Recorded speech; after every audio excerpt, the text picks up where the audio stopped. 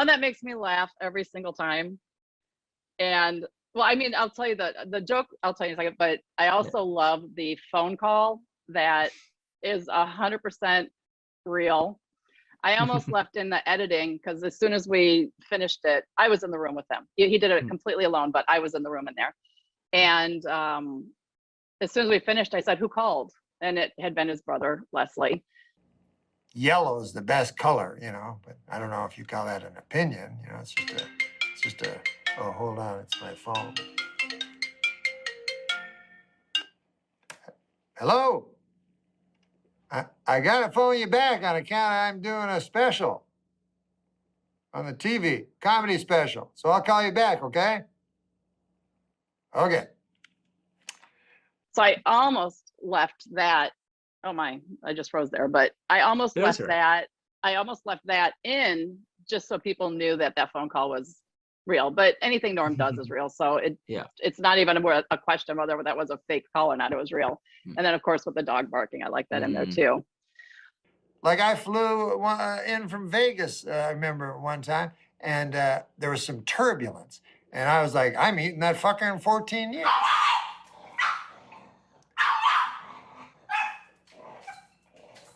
But Hail the Sluts makes me laugh every time, you know, for she's a jolly good slut. So anyway, that's my joke that makes me laugh every time. And you know what I was way ahead on? Slut shaming. I was always against that. I remember telling the fellas in high school, I go, guys, I think we're making a big mistake by shaming the sluts. You see, here's what is my concern. I feel if we shame them too much, they might stop becoming sluts, you know? And further ladies might not want to be sluts either. I have a different idea. Other than shaming the sluts, it's a bold idea. I say we take the sluts and we put them on our shoulders and we go, oh, hail the slut. Oh, for she's a jolly good slut, that kind of thing, you know? So I was way ahead of it, man, way ahead of it. I just wanna I wanna kiss you, I wanna kiss you. You told me that we should go our separate ways, but now you're back. My life without. His mom, he mentions in it that he had a place for her nearby. He did. She's in Canada, so she would spend winters in Los Angeles, and he got her a place nearby him. And so he really did have, I know, of course, it's a joke. There's a punchline there, but the reflection on his mom is real. Yeah. Angry over the Atlanta Braves and Cleveland Indians' use of Indian caricatures as logos, Native Americans showed up at the World Series tonight. They chanted for hours to protest Indian stereotypes, though it didn't help their cause any when it started to rain.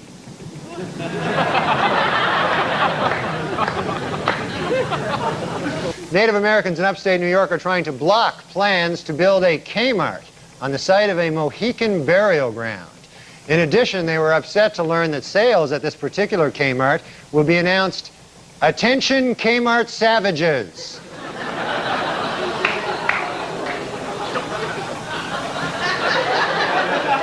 In Michigan, State Historical Commission officials say they will not interfere with the building of a new major sports stadium, even if construction unearths historical artifacts.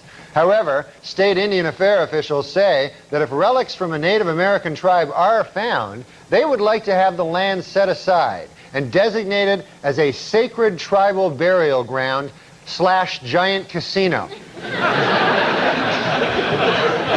In Wisconsin, students at Menominee High School are desperately fighting efforts by the politically correct to change their team nickname the Indians. Already, opponents of the name have rejected the students' first compromise, the Drunken Indians.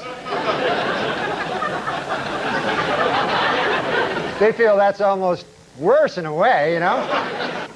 In Bridgeport, Connecticut, the Staticoti Indian tribe is seeking recognition by the Bureau of Indian Affairs in order to open either a manufacturing company or a casino. I wonder which one they'll choose. manufacturing company or the casino. In Norwich, Connecticut, a local museum has made a long overdue effort at racial reconciliation by returning 21 ancient tribal artifacts to the Mohegan Indians.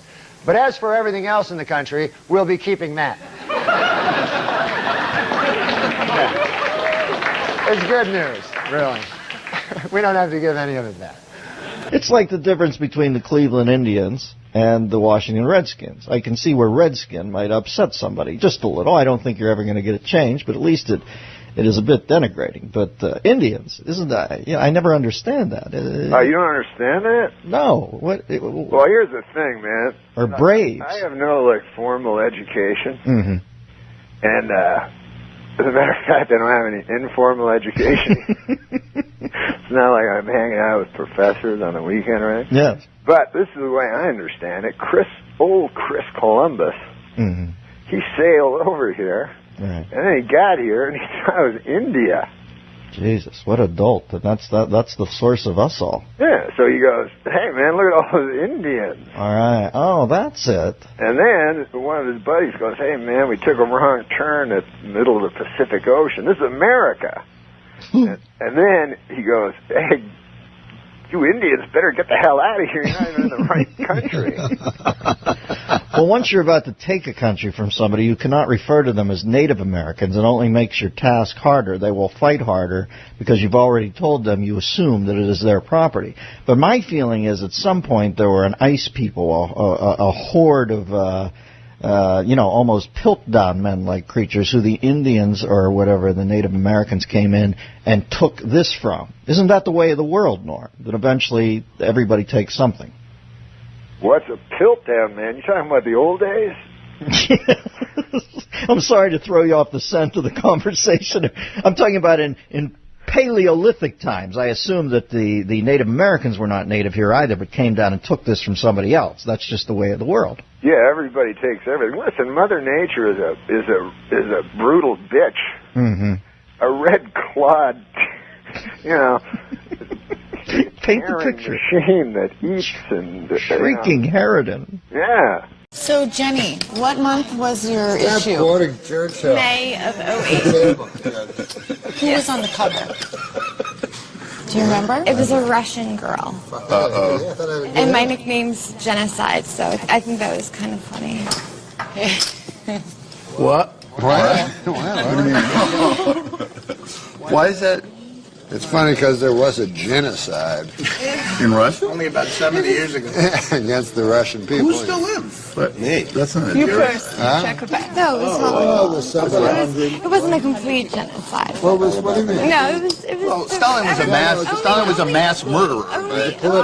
Only Jewish people seem to get really offended by my nickname. There are fives in a case. Right. Well, Because they're the only ones that Well, the only true genocide was the... Well, I don't wanna say. Another one this way, Sam. That was a true genocide. Wow. What? The American Indians was a true genocide. No, that was for land. No, that was justified. That was for land. We were taking their property. No, It doesn't matter. What does it matter what the motive no, is? the genocide. Yeah, the motive is to just hatred of a race to exterminate them It was without a just- it was political or economic justifiable. agenda. What we did with the Genocide? Well, it's not No, justifiable. well, who's saying it's justified?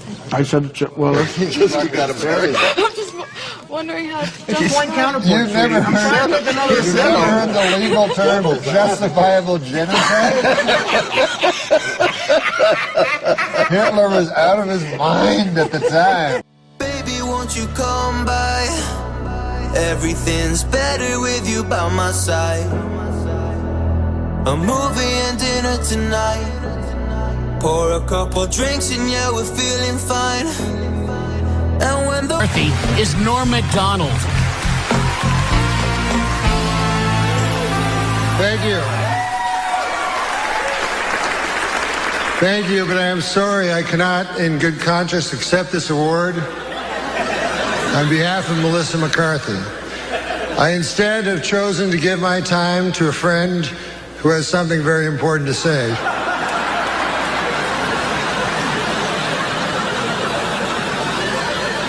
My name is Johnny Two Feathers. While you enjoy tonight's show, I want you to think about something. The spot where you're sitting, every square foot of ground in this country was stolen from my ancestors. And after you stole it, you murdered them. So you'll forgive us if we do not laugh along. There is nothing funny about the extermination of a people. The theater stinks of blood. That's all I have to say. Oh. Johnny Two Feathers, everybody. Johnny Two Feathers. Give him a wave, Johnny. Johnny, you know how to wave? All right. Well, Johnny Two Feathers, everybody. There was only one man in town who could make people afraid of him even from beyond the grave. And that man was Richard Chubby. Because with Big Chubby gone, there was only one person to take over the family business. His son, Little Chubby.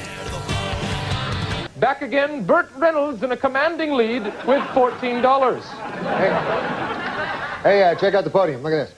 Mr. Reynolds has apparently changed his name to Turd Ferguson. Yeah, that's right. Turd Ferguson. It's a funny name. Norm and I were hanging out in his office one day playing a game where you had words and you had to do an impression of somebody saying the same sentence, and he did Burt Reynolds doing it, and we go, oh, well, there we go. So how can we get Burt Reynolds on TV? And then one time I was talking to Burt Reynolds, and he said he wanted to come on the show while I was doing Celebrity Jeopardy, and then punch me in the face and take over, and then he'd be even stupider. But then I got fired, so he couldn't do it. The sketch that you got on the air, and you say in your book, hey, you know, I didn't originate this sketch. I kind of stole this sketch with permission. But the famous Jeopardy bit. Yes, Jeopardy sketch. Where you play Burt yes, Reynolds, yes. and you say Will Ferrell was key to that sketch because he played such a great Jeopardy host. Yes. But that thing was one of the most popular sketches, and you pitched that, but you admit in your memoir that, hey, that's something I got from SCTV. Yeah, yeah. And I waited till Martin Short was a guest on the show, and I pitched it and said, can we do the Jeopardy thing? Yeah, yeah. They did a sketch on SCTV when I was a child called Halfwits, and it was, it even, Alex Trebek was in the sketch because he was a Canadian. And it was, you know, it was just these kids. It was, you know, when two schools would fight each other, and so they were it was real stupid.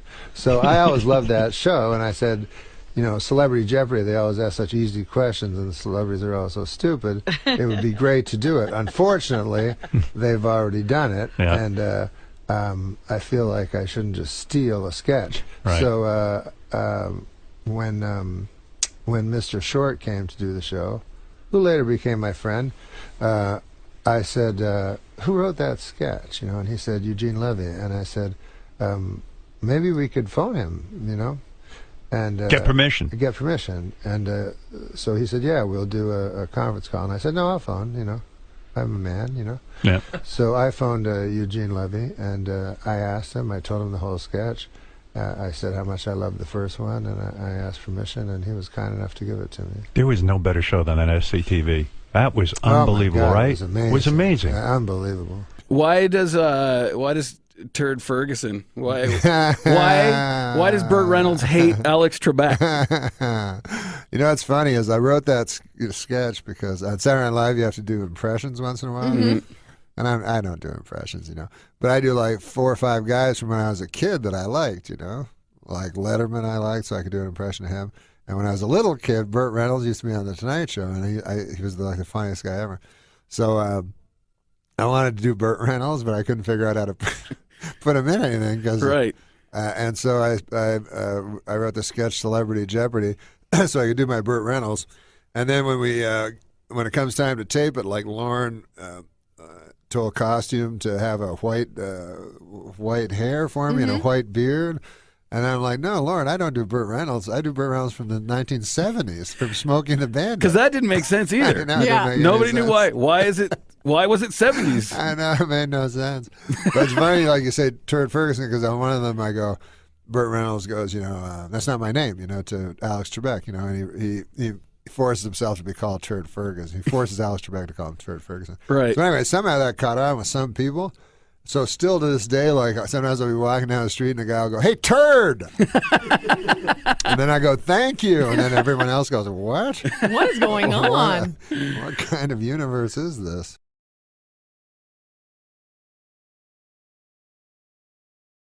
Hey, you worked with Burt Reynolds. Yes, I did work on with the Burt Reynolds. TV show. Right? Yeah, on Evening Shade. Yeah. Do you have any crazy Burt Reynolds stories? He did hit me one time live in front of an audience, and I couldn't breathe. I couldn't say my lines. Slap? He hit me with an open hand, but in the lung, and he's got arms like Popeye, you know, those big forearms. And in the thing, I'm supposed to hit him. I'm supposed to slap him on the back and say something which pisses him off or whatever. And I come out there before the live audience, and when we rehearsed it, he said, "I'm an old stunt man, so hit me as hard as you can." And I guess I hit him really hard because his natural reaction, I guess, was to hit me in the lung, and I couldn't talk, and they had to sort of suspend the big show for a few minutes while I got my breath back. I wanted Burt Reynolds on the show, and he was like, "Oh, you don't want him. He's crazy." And I'm like, "No, I don't want you. I want him." Like, I kind of wanted a crazy guy. Which is what I wanted to talk to you a little bit about. Oh, yeah. Burt was this Reynolds, notion of crazy. Yeah. Burt Reynolds. But he's I remember funny. one time he caught his hair on fire when he was over. On the lot. Yeah, he was he came over and he had caught his hair on fire. I don't know how. We're like, "Oh, you better go to the doctor. You got a big friggin' hole in your scalp." Because Roseanne's show was on the Radford, right along with Seinfeld and Evening Shade. And I remember hearing a story, all his stories about Burt. And he would go on his hiatus, he'd go away and hire people for the show. And then people would show up, quit their job, in whatever bar he just found them in. That's great. And they'd come and go, "We're ready to work." And he'd go, "What?" And they'd just pay him off. And the guy'd have to go home. But can you imagine that? Like you're in your little town and Burt Reynolds shows up at your candy store and offers you a job. That's kind of, what was he thinking? I don't know. But I think he had some, you were talking about you had OCD. He must have had some crazy stuff. I met Burt Reynolds, though, which was an amazing... Was he pissed? Because he doesn't have a big sense of humor, does he? You know what Burt Reynolds loves to do is slap you in the face really hard. Yeah, he's like one of those masculine guys. He's punching you, But no, he was real nice to me. And did he slap you? He told me really funny stories. He told me he was in Deliverance, which I loved. He said, I used to do my own gags. Gags, I guess, are like stunts. He was a stunt man. Yeah. And so he said, they had this gag and where I went over waterfall. And what, a car or something? No, he just fell. This was he just falls off a waterfall. Bandit. This was like Deliverance. They were in the middle of right. So he says, "I'll do the fall. We don't need a stuntman." Frankenheimer says, "No, we need a stuntman." He goes, "Nah, we don't want that." He goes, "Okay, well, we'll just use a dummy. We'll just throw a dummy over, Yeah. And he goes, "No." So Frankenheimer's idea was just to throw a dummy over, and Burt Reynolds said, "No, absolutely, I'm going to do it myself."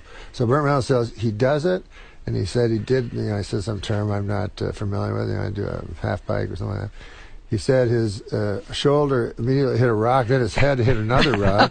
And then he said the next thing he remembered, he's way downstream, all his clothes had been torn off him. And he looked up and he was just like in shock, right? The next thing he remembers, he's waking up in a hospital. Yeah. John Frankenheimer is at his bedside. And he goes, then I said to John, how'd it look, on the daily? And John Frankenheimer said it looked like a dummy falling off a platform. So that made me laugh. So he does have a good sense of humor. He has a very good sense of humor. And did Burt smack you around a couple of times just to show you where it was at? So what was the first sketch that you ever got on, or what was the first written material that you ever got on the show? I wrote a sketch for the first show because Burt Reynolds had just was on Larry King Live and was kind of famous at the time that because he was in a contentious divorce with Lonnie Anderson, and he was wearing this crazy purple suit on Larry King Live, and he announced, "I will, Lonnie Anderson is lying," and I will get her on this show with you, Larry, and we'll both take truth serum. And I was like, truth serum? What? Is that even a real thing? So it was so funny. And then so I wrote a sketch where they both drank, like from beakers of truth serum, you know. And Lauren did not care for it. It opened the show, you know. It was like a big hit at the table. What's his name did Burt Reynolds? Phil Hartman. It was Phil Hartman and Jan Hooks. And it just... the next week, Lauren like pointed to it as the example of what we should not be doing on the show. He said it was just he calls things Carol Burnettish, you know, which is the ultimate insult. He said it was just the most Carol Burnettish type of sketch.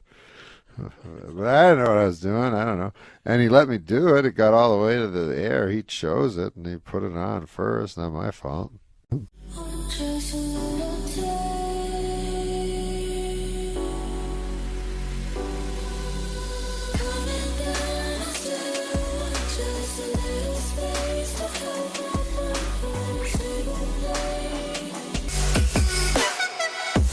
love the Burt Reynolds impression you do.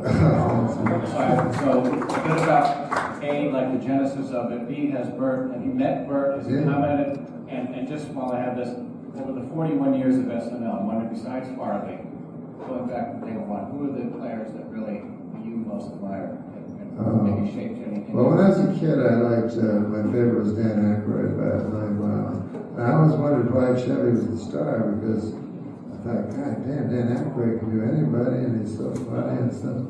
And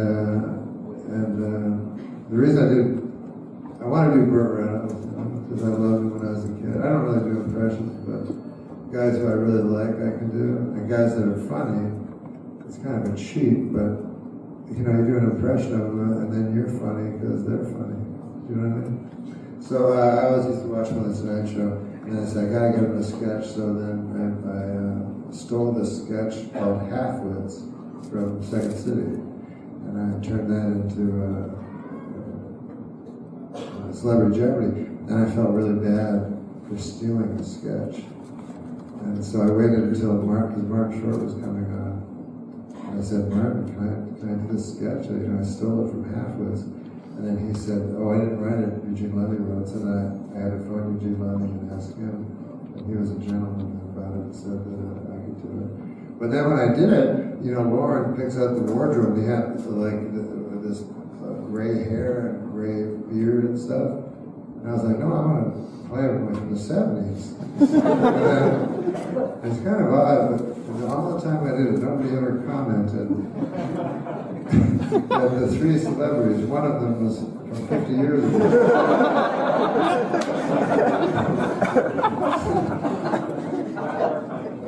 Oh, Burt, yeah, no, I met him, and goddamn, that guy was funny.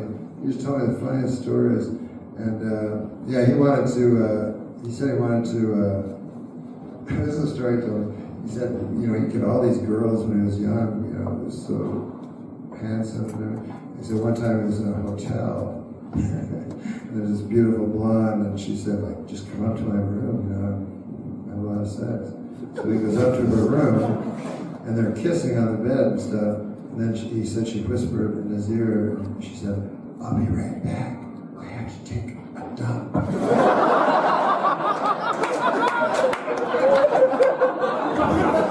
So she ran away.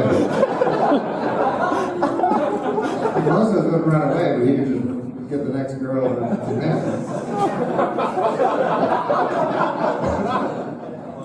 Where you've never had an acid flashback? No, I've never had it. No, I never took acid. That was just a joke. I never took LSD. Took it one time. What happened?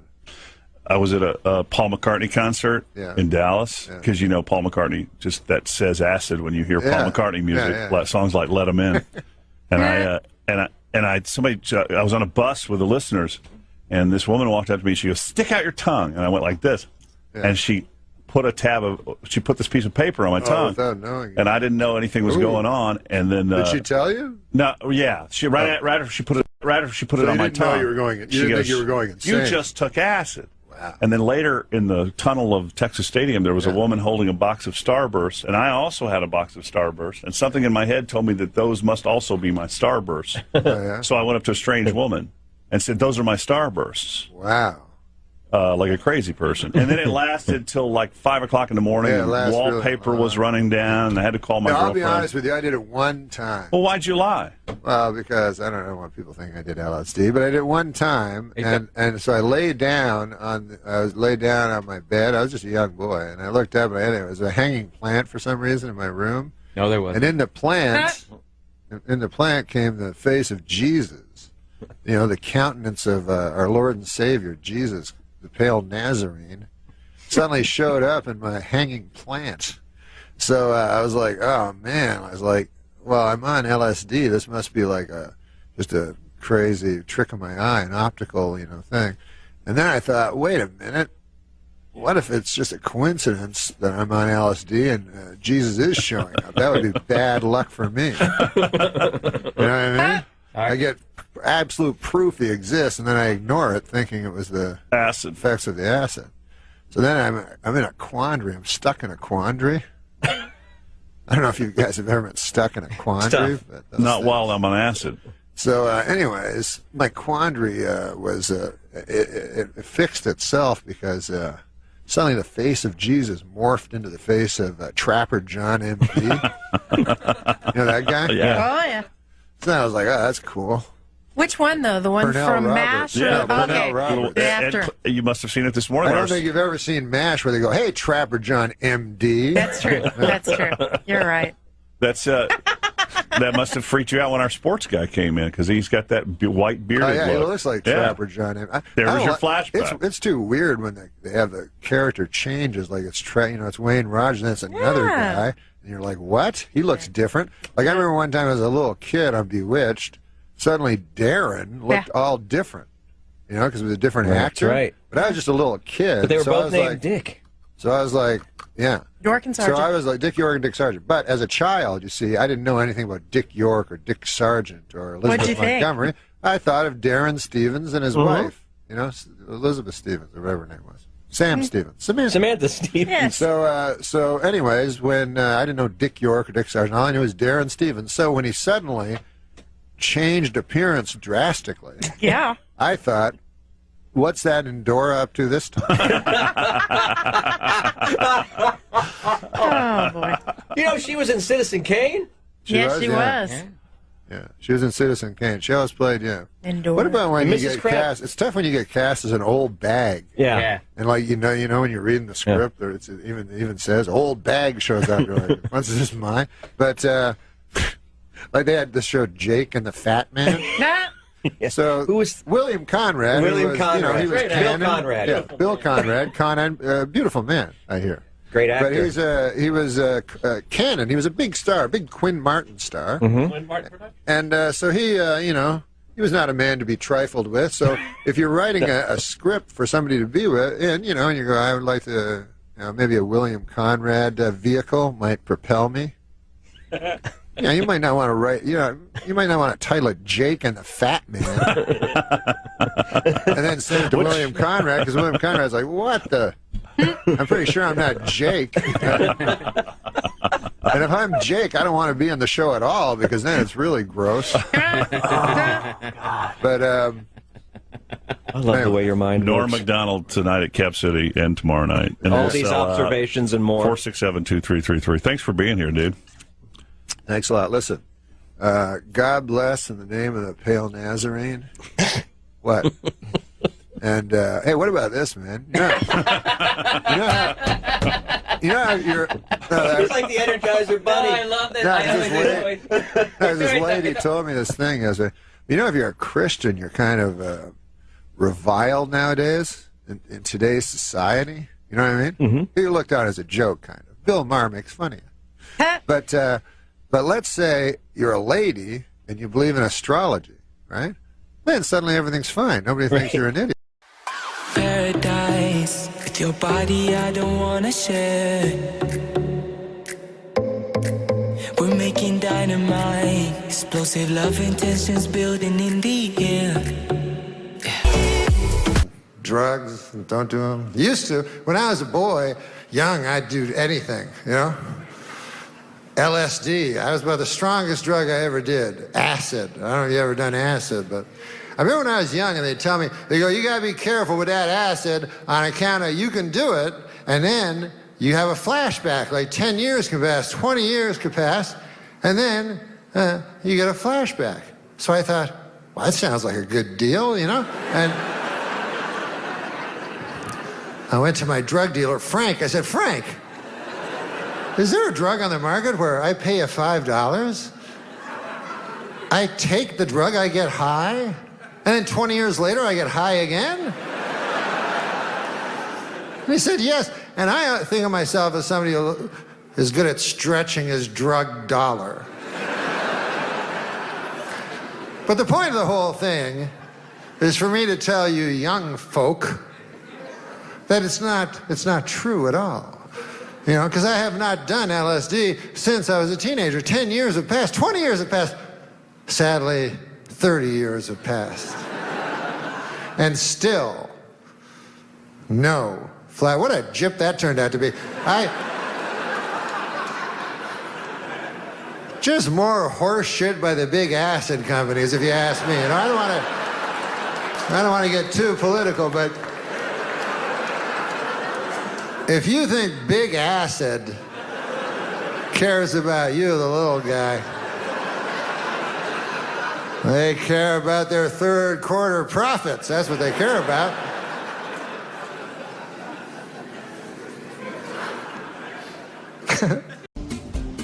One time I went on, it was like a dance floor, and they gave me a Mr. Mic. Do you know what a Mr. Mic is? Of course. So I'm holding the speaker and the mic and talking, and then a guy comes in from the street, you know? Yeah. And there's no signs advertising for me or anything. So he thinks I'm a psychotic, you know, person, and so he starts approaching me, you know, like you would say, give me the gun, you know? And I'm like, no, I'm the performer, I'm the entertainer. We were on the road with, it was Adam and Rob Schneider, Norm, and a bunch of us. And some nights he'd flip the whole set, but some nights he would do like the bomb set. Oh, yeah. And he would just walk people, and he would do it almost on purpose. So, you know, some nights he would just say, this is the set you're getting. And But here's Norm, this goofy Canadian accent, really telling these long, weird bits for 8 shows. And he probably bombed 3 out of 8 shows. Whenever he killed, which was, he would kill, when it was a sophisticated crowd, he would get him and he would kill. He would just go backstage, he'd pull out a deck of cards, and he'd make me and Rich Voss play poker with him. When he bombed, Norm would go to the exit and say goodbye to every single person who left. Just to be weird and make us laugh and be awkward for the people. He would thank everyone for coming after he bombed. It's courtesy of Jim Downey, who did Update with Norm, said, I mean, it's the thing that stuns me is he used to, there's dress for Saturday Night Live and then there's air. And Norm would do his set for Update in front of the dress crowd. And there'd be certain jokes that got absolutely nothing. Now, a sketch can maybe do better on air than it did, but a joke, if it bombs at dress, in that format, it will bomb on air. It just will. So he had undisputed proof that his joke was going to bomb, but he liked the joke. And he'd turn to Downey and say, yeah, we're doing it. And Downey would say, oh, that's a great joke. Yeah, we're doing it. Across the Great Plains, harsh weather and hungry boll weevils are the cause of one of the worst cotton harvests in years. Or so the Germans would have us believe. Last Sunday's National Hockey League game between the Buffalo Sabres and the Tampa Bay Lightning was postponed due to record snowfall in Buffalo. Or so the Germans would have us believe.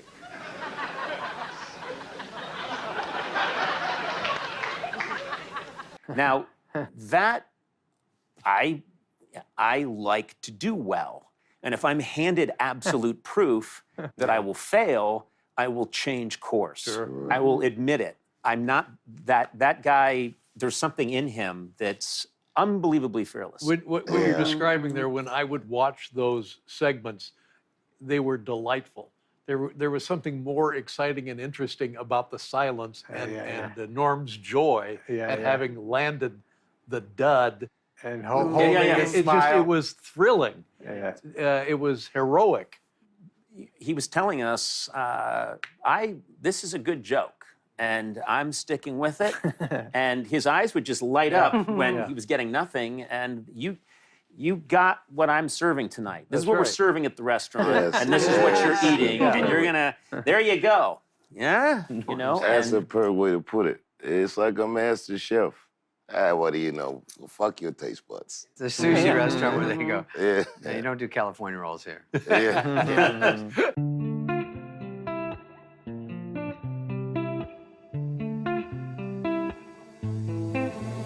Little one, you've been away so long, and I need you now more than forever. Yeah. That guy is certain, and his sensibility. It's fun to watch. You get more than a joke and a laugh. You get that tone. You get that attitude. There is that invisible connection. Yeah, we know what you're up to, Norm, and this is what we love. It's like why rock and roll is cool. The swag of it. Like she's just doing it. He's hip, bro. You did that. You're at the Tonight Show. You bring the band up. How was the Tonight? Can you tell us what the Tonight Show? What happened to the Tonight Show tonight? What's the new studio like? Oh, you haven't been there? No. Oh, it's in Universal City, and it's much more like cartoony kind of vibe going on than Jay's was, you know.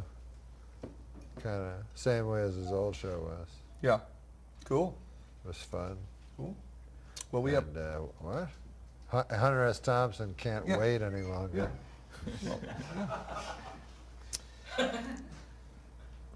No, we don't have to talk to Hunter S. Thompson. No, we can hear him. What's the matter? Hunter S. Thompson, do you have a question for Norm?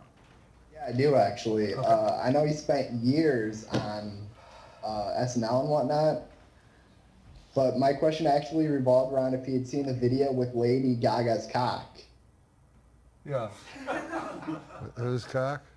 Lady Gaga's, I think he said. Could be a prank. I don't not know, sure, man. But, is there an actual video with that? No. The problem is I've seen so many cock videos that they all blur together after a while. I don't fucking remember names. Yeah. You know. Yeah, it's really, it is a blur for you, really? Why would you see so many of these cock videos? Yeah. I like to see how the other world lives, you know. Yeah. Like, you know, I'm a feminist. I like ladies. I'm like, what are ladies into? Cock. I'm like, I wonder why. I look at them. Yeah. Just sort of studying up on. Yeah, what they like. Yeah. Yeah, so that's what they like. That makes sense. Other guys' cocks.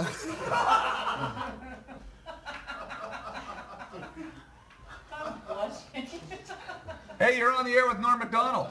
And his cock. Yeah.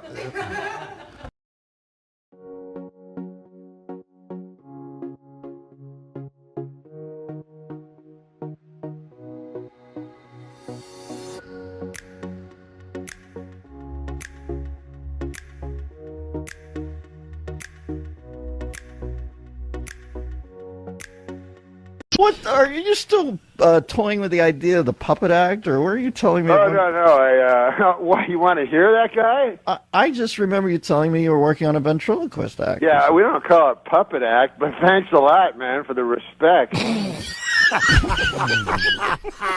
The new thing is, as you call it, the puppet act. We call it ventriloquism. Oh, I'm sorry.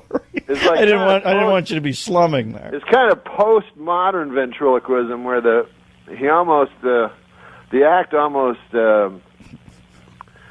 talks about the non-existence of the, he cops to the fact that it's an inanimate object. You've heard that. A reductivist approach to yes, and they've also, I've noticed, they've exchanged You know, they used to just have the wood, like your joke would work, the lathe, back in the late 70s when you told it, right? But now, they've replaced the Charlie McCarthys with these giant, much more likable Muppet-type characters. Oh, right. Right? So it would be like because they found they were making too many movies where the where the antagonist of the film was a ventriloquist dummy. Nothing but pure evil. Right. So then the ventriloquists were going, oh my God, this is not going to be good for my act. The malevolence factor. So they went to like sort of a sleeping bag with a face on it, the big exactly. plush thing. That's what it looks like. Uh-huh. But no, Rusty's wood, my guy. Wait a second. Saberhagen, you have to isolate that quote. That is going to be played regularly on this show. Rusty's wood, my guy, is the funniest thing I've ever heard. Yeah, man. Oh, tell me about Rusty. Hey, what, another guy canceled? I don't know. What's Rusty look like? What, Rusty? I know, I'll get him out of the bag in a minute. But listen, that is... Well, listen, Norman, I can't tell you how good it is to hear from you. You know I think you're a genius. You know I love you. Wait, is it over? Well, I haven't played a commercial yet this hour. No, but are we going to do another bit after the commercial? Can you stay? Hold on, man. Let me ask Rusty. We'll be right back with the guys on the Dennis Miller Show. Starring, is his name Sandy? Rusty. Rusty. How many puppets do you have? I got 3. 3 in the bag? Yeah, I got them cheaper because there were 3, but these are not cheap. I paid a pretty penny for them. Mm-hmm. Like one of them worked with Paul Winchell. This guy was a fortune, and then he's one guy. Rusty's the main guy, and plus I got a book.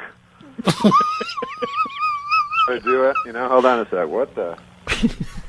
That's just Gervitz phoning. He's phoning to ask me if I'm on with you guys. Should I take it? Well, Gervit's checking up on you. We're all somebody's puppet, Norm. That's our plight in life. Right, why do you keep saying puppet? Jeez, man. I don't know. Well, these personas that you have. Anyway, now, to me... What's the Winchell... They're as real as, anything real. Like a person. Well, how... I don't... I have 3. One's Rusty. He's my, as it says in the book, he's my main man. And he's just like an everyman, this guy will say anything. And then there's one puppet that's no good at all. That's he's an old guy and he's cranky about everything, right? But also he doesn't believe the Holocaust happened. He's like the worst puppet character ever. Like I never want to talk to him. I never use him because it always comes back to that. It's not Steve in Vermont. The puppet isn't Steve in Vermont. No, he's the worst, man. The guy's just, first of all, he's playing wrong. He's not like an evil guy, just ignorant. Like old men will be. But anyway, and then the third one's Richard Nixon. Actually, you can talk to any of them. I don't care. I know. I'm not talking to old man Jenkins. I am not a puppet. Thank you, Norm. Norm, the last time I talked to you, you were working with a puppet. Does that still hold true? Why? They're not called puppets, man. Oh, I'm sorry. What are they? Ventriloquist dummies. And even that is a little apathetic. But what would you imagine they'd like to be called in a perfect world? I call them my friends. Yes, of course. My friends in the bag.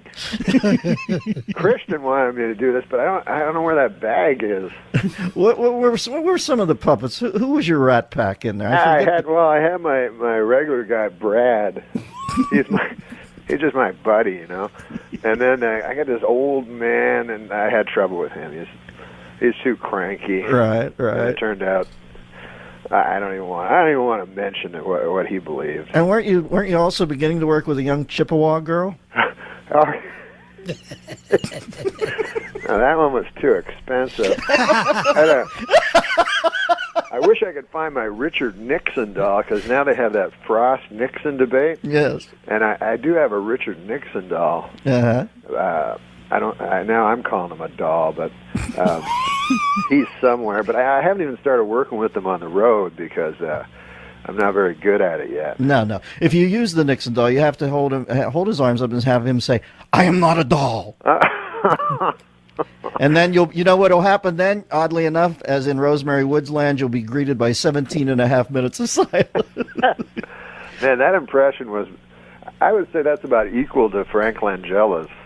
I thought it was pretty good. No, I'm serious. Thank you. Frank Langella sucks.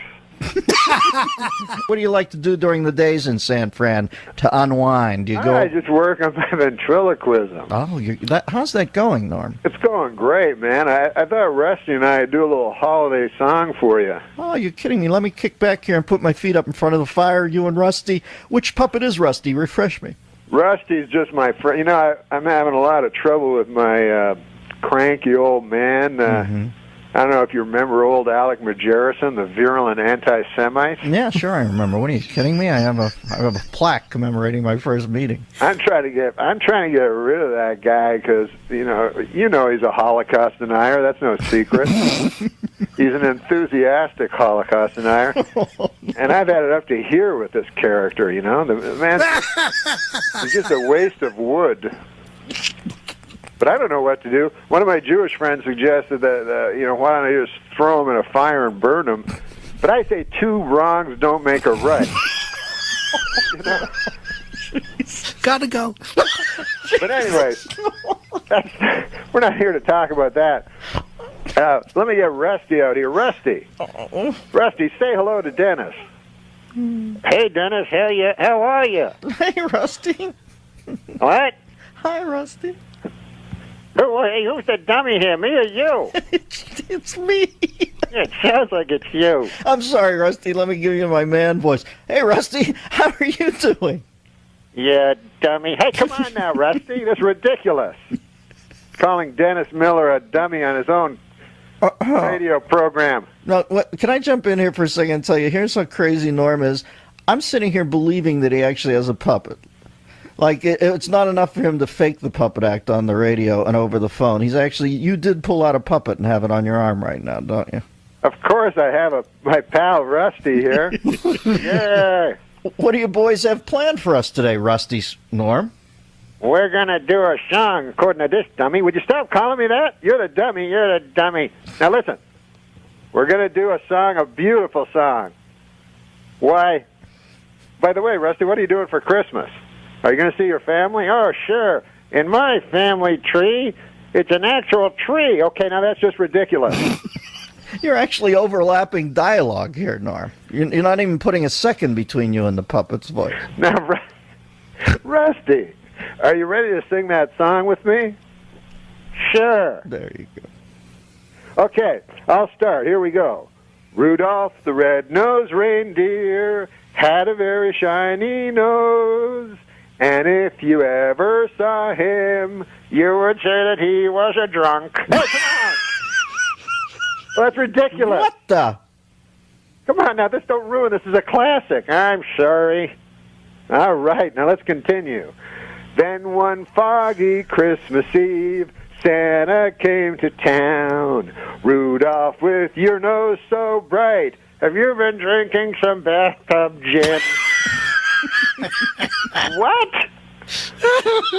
Okay, now that's enough. That's way beyond the pale. Stop it, Rusty. Stop. I wish you'd kick the bucket.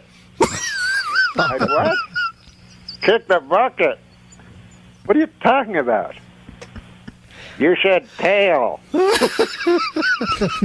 Bucket. It's a synonym. Okay, all right. Yeah, that's right. Okay, now that's ridiculous.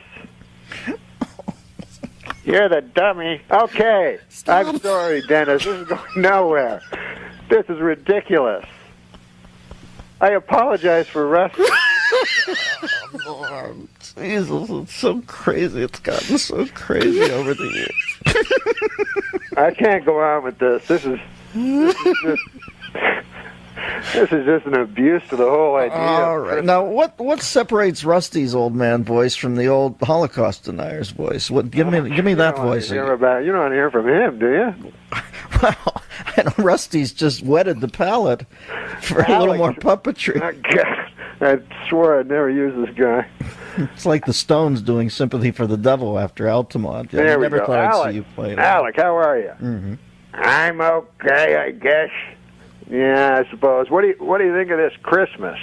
What do I think of it?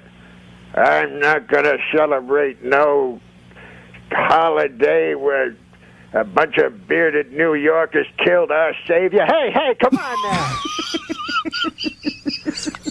You're going back in the case. I'm sorry, Dennis. Oh, Norm, you didn't quite have control of the posse today, but I realize it's the holidays are amongst us, and that they're a little petulant this time of year. I can never keep these guys under control. Norman, do you still have the puppet? Are you still doing the Holocaust denier puppet? Is he still with you? It turned out he's wildly unsuccessful.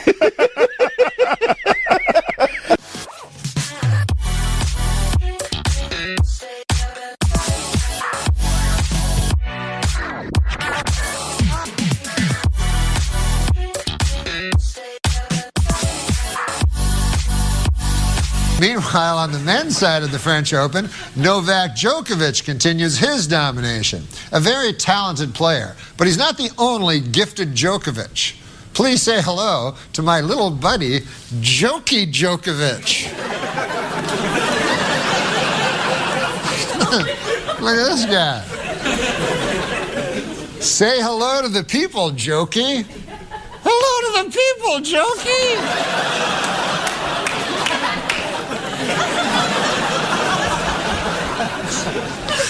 Well, now, come on, Jokey. Listen. Your cousin Novak Djokovic, why, he's certainly doing well. How are you doing today? Not so good. I got a bad case of tennis elbow. What? Well, I'm sorry to hear about that. It's better than a case of tennis balls. Oh, come on. Jokey. It's ridiculous. People didn't come here to hear that kind of nonsense. Now keep it clean. Okay. How many tennis players does it take to change a light bulb? Well, that's a very good question. I don't know, Jokey. How many tennis players does it take to change a light bulb? What do you mean the bulb's out? It was in! Oh, Jokey. That's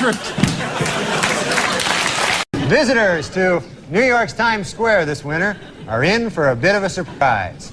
Crazy people will be shooting at them.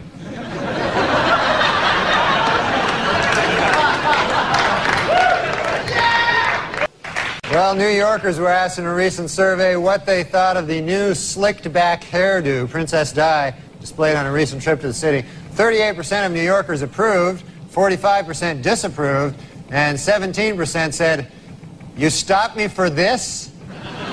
Now I'm going to shoot you." Well, crime is down nearly 20% in New York City, with only 384 murders so far this year. Only 384? You know, if you ask me, that's still 307 too many. That's right. Finally in the news, what is America's most honest city? To find out, a team of sociologists left 10 wallets filled with cash on the street in various urban centers. In Atlanta, 7 of the wallets were returned. In Seattle, 9 of the wallets were returned. But not surprisingly, in New York City, only 1 of the wallets was returned. Empty and shoved up some dead guy's ass. Well, after a 15-year absence, the New York Yankees are back in the World Series.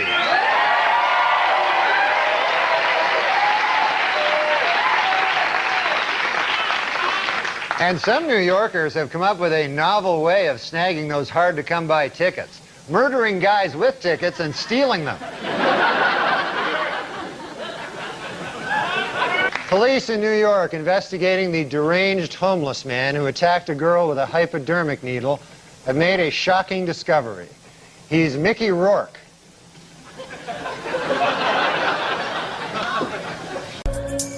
I need your love. You free my mind. I need your love. Yeah, you free my mind. And still alive. Everybody's bringing up these licenses for illegals and that they need to have them. And my question is, where are they getting the license plates? Obviously, we're letting them register vehicles without licenses. And in this day of car bombs and stuff, I don't know if that's a good idea. Thank you, Dan from Boise. Norm, what's your feeling? Well, I know that the New York Governor Spitzer, I'm trying to get to learn things, but he doesn't want to issue licenses to illegal immigrants, you know, and I don't know how the hell you're going to get a cab in New York City anymore. I mean, it's hard enough, you know, for me especially, as a black man. After MacDonald unexpectedly passed away in 2021, Catan revealed that the feud had been partly embellished for the sake of the media, and that these two wildly different comedians actually shared a mutual respect and a, quote, comedic love. Chris Kattan you didn't like. Catan's all right. Just we had, you know, when you're in that, it's like being, I won't say it's like being in war, but when you're in a situation, everyone's fighting for themselves. There's another great quick Norm story. Great quick Norm story. Kid, Artie. Well, Jim will appreciate that. They do a big Rolling Stone article about the Kansas City. That was a great one, man. They do a big Rolling Stone article about the cast. I got a good one. So the cast of Saturday Night Live. Right, yeah. And it's everybody kissing each other's ass. So they ask Norm about Chris Kattan. And it's after pages of, I've never seen someone do better character work. Norm's quote is, he seems gay to me. He goes, I've never met a guy who said he wasn't gay. He seems so gay. But I guess he says he's not gay, so whatever. Hey, I love that. What about Norm MacDonald? You're at war with him as well. You two don't like each other. Warring with Norm? Here's what Norm said. Oh, good. I got it for you. All right. Chris and Norm MacDonald apparently hate each other. This is according to my notes. When Norm hosted Saturday Night Live, Chris did not appear on the show. Wow. Wait, when was it? In November of 97. Oh, right. Norm said of Chris, I don't know, but to me he seems gay. Right.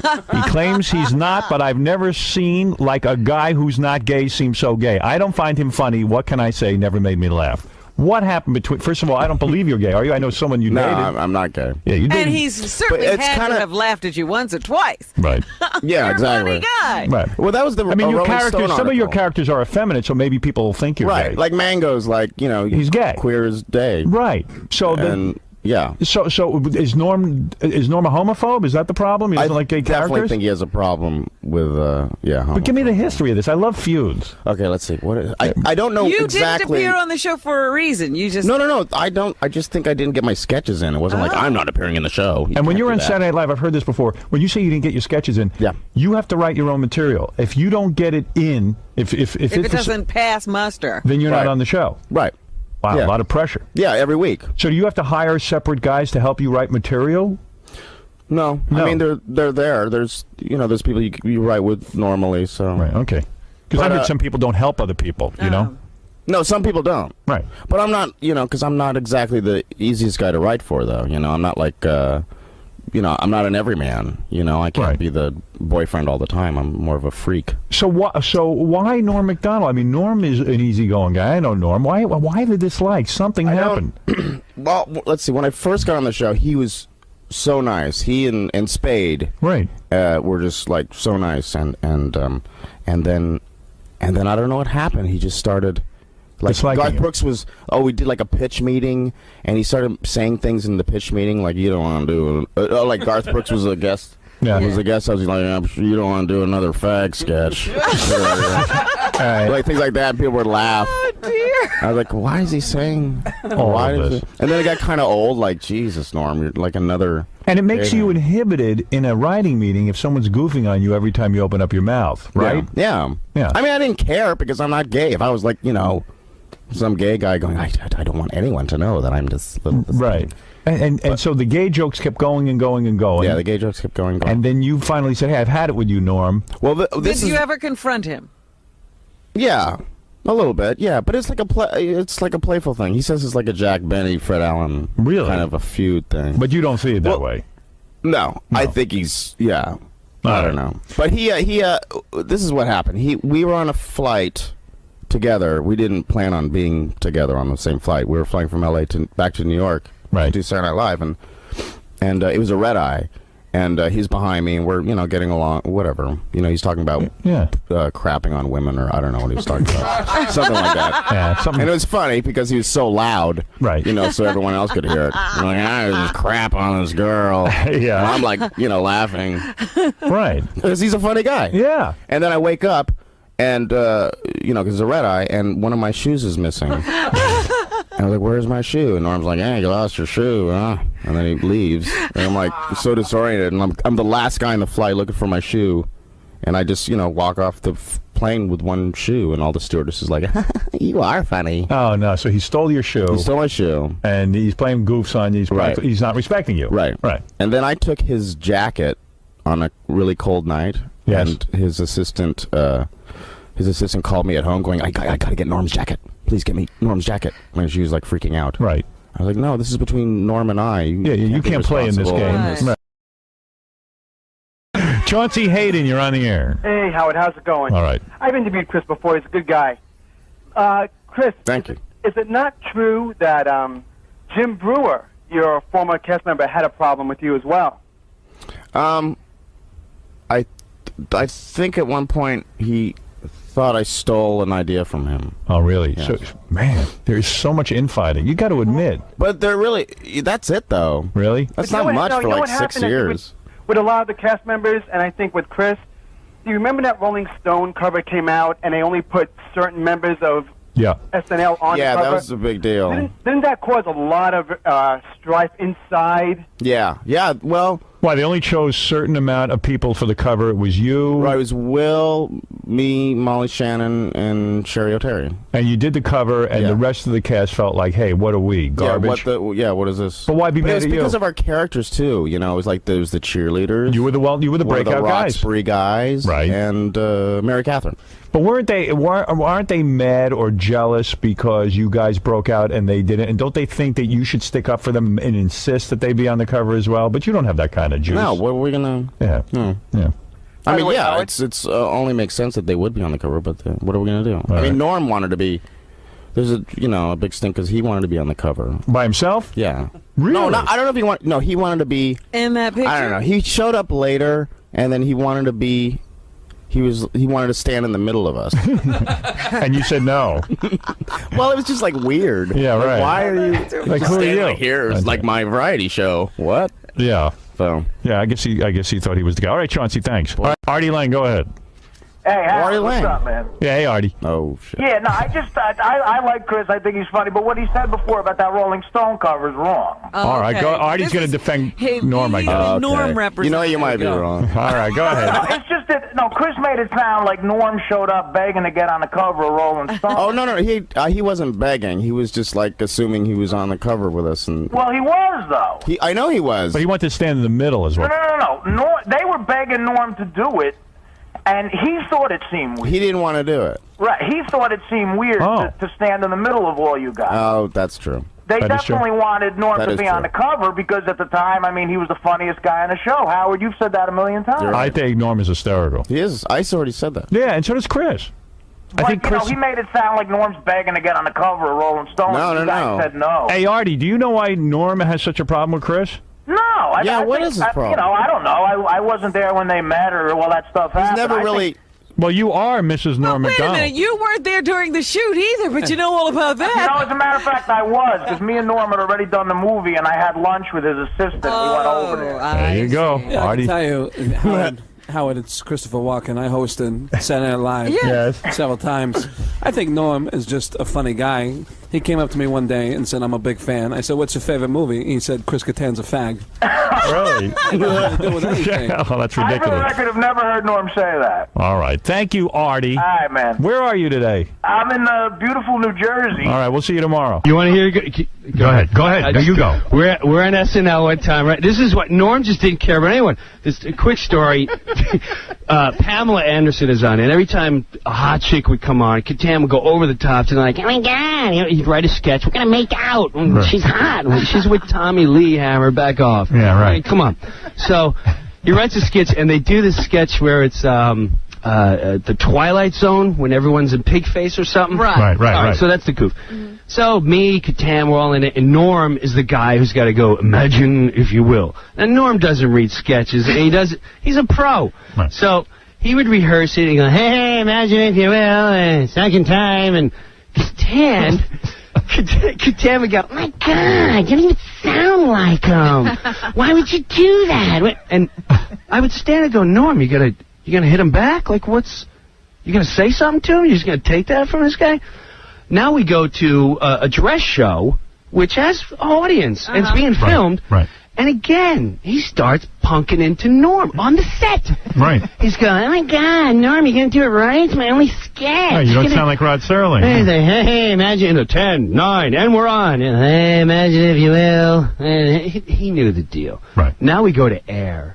And Norm still hasn't said nothing. Every time Kattan would say something to him, I'd look at Norm like, "Hey, man, you're my hero. What's up?" Because if you're not going to say something, I will. Right. And sure enough, he'd give me like a wink. I swear to you, he'd give me a wink. I'm like, I don't know what's going on. Live Air comes on. And I'm like, 20 seconds to the Twilight Zone sketch. He starts up again. We're mic'd, the whole audience is listening. He's like, "Oh, my God, Kattan. Norm, you better sound like..." "Oh, God, Pamela, you're so hot. Norm, you gotta..." "Pamela, I can't wait if you ever get rid of..." 10 seconds. Norm turns to Kattan. Right for his head, he goes, "Hey, Pamela, did Chris tell you he's gay yet? And he's got all this rage because he likes being gay. Everyone, why don't you just say you're gay and you wouldn't have all this anger and be a pester?" 5 seconds! "And you wouldn't have all this rage and try to interrupt everyone's sketch because you suck this week. And we're on! Imagine if you will." I'm like, there's my hero. There's my hero. See, he knew to save it for the live air. Saved it. He saved Nice, it. and Kattan sank. I couldn't even get my words. I had Jim Brewer on the show. I love Jim Brewer. Yeah, he was talking about... He's a nice boy. He was talking about a sketch that you guys were doing on Nice SNL. kid, yeah. Where you were supposed... Well, he is. I didn't know if that was willfully condescending. Oh, no. Or, No, I meant he's a great boy. No, he's a man. Boy. He's a man. Yeah, he's a man. He's a grown man. He always seems like he has a childlike... He does. That's true. Yeah. And he's also always seems stoned, which is weird, even though he's not. Yeah, He his eyes have that. But he was talking about this sketch where you were going to be playing Rod Serling from the Twilight Zone. Serling, we call him. Sorry, Rod Serling. Right. And you were going to be doing this big impression. And Chris Kattan was annoyed that you weren't in character doing the impression through the whole rehearsals. And just before you went to air live, this happened. Take a look at Jim describing the scene. I'll just say, he goes, "Hey, Kattan, not everyone's a real pain in the ass like you, and you're a screw. Nobody likes you. Nobody likes you. Nobody can stand you. I can't stand you. You ask around anyone. 3 seconds." And he just insulted him on such levels that was so wrong that I can't repeat. And Lily, when the sketch started, he turned and goes, "Imagine if you will." I just nailed it. Do you remember that? Do you remember what he said? Remember that. Yeah, I didn't say what he said. He was saying he was being. He was paraphrasing and being kind. What did you say? Well, Chris is a great guy, but he used to bring around women all the time to the show. Big, tall women. Big bruisers. And he'd say, "Look, I'm heterosexual." I mean, he wouldn't say that out loud.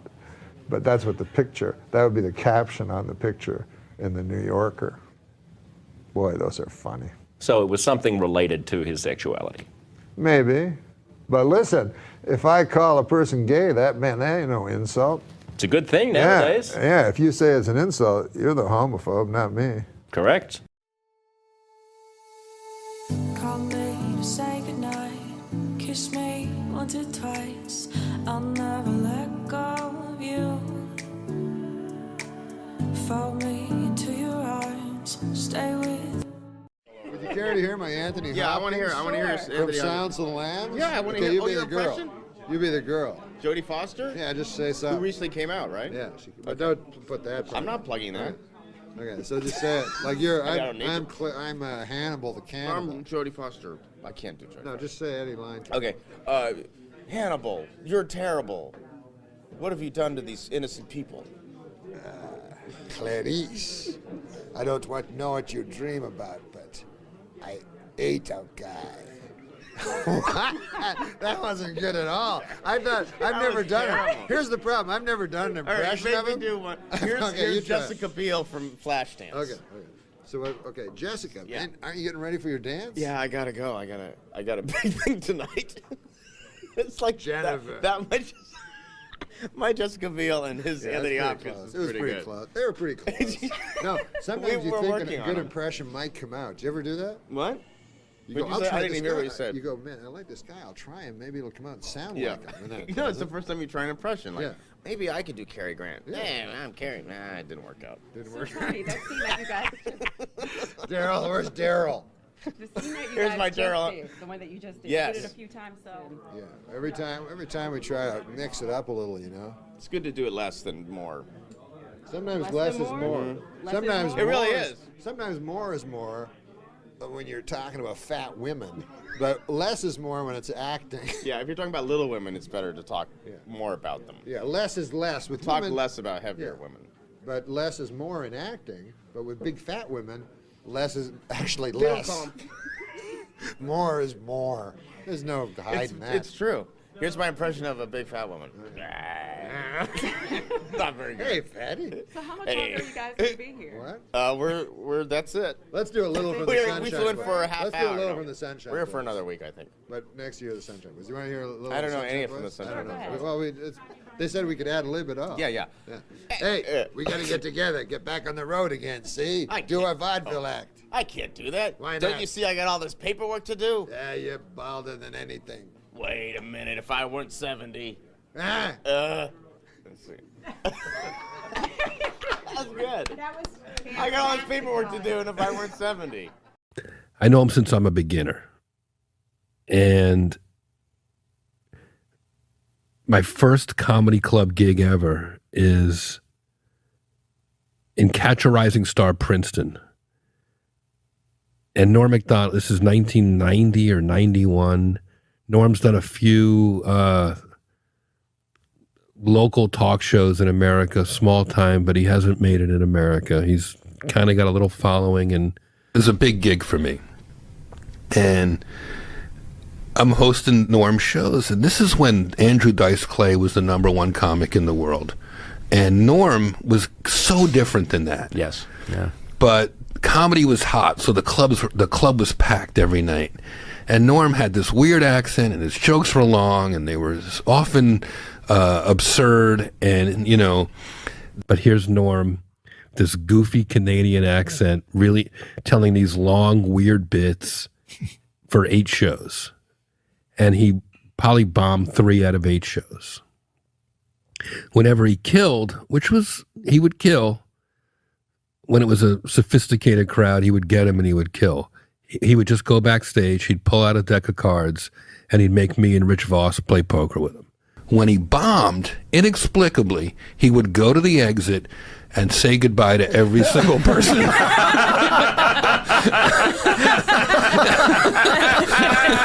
I think to entertain me. I don't know if he just loved the awkwardness of it, or he was always one step ahead of me, one step ahead of his fans, the industry. He was such a nut. I love that.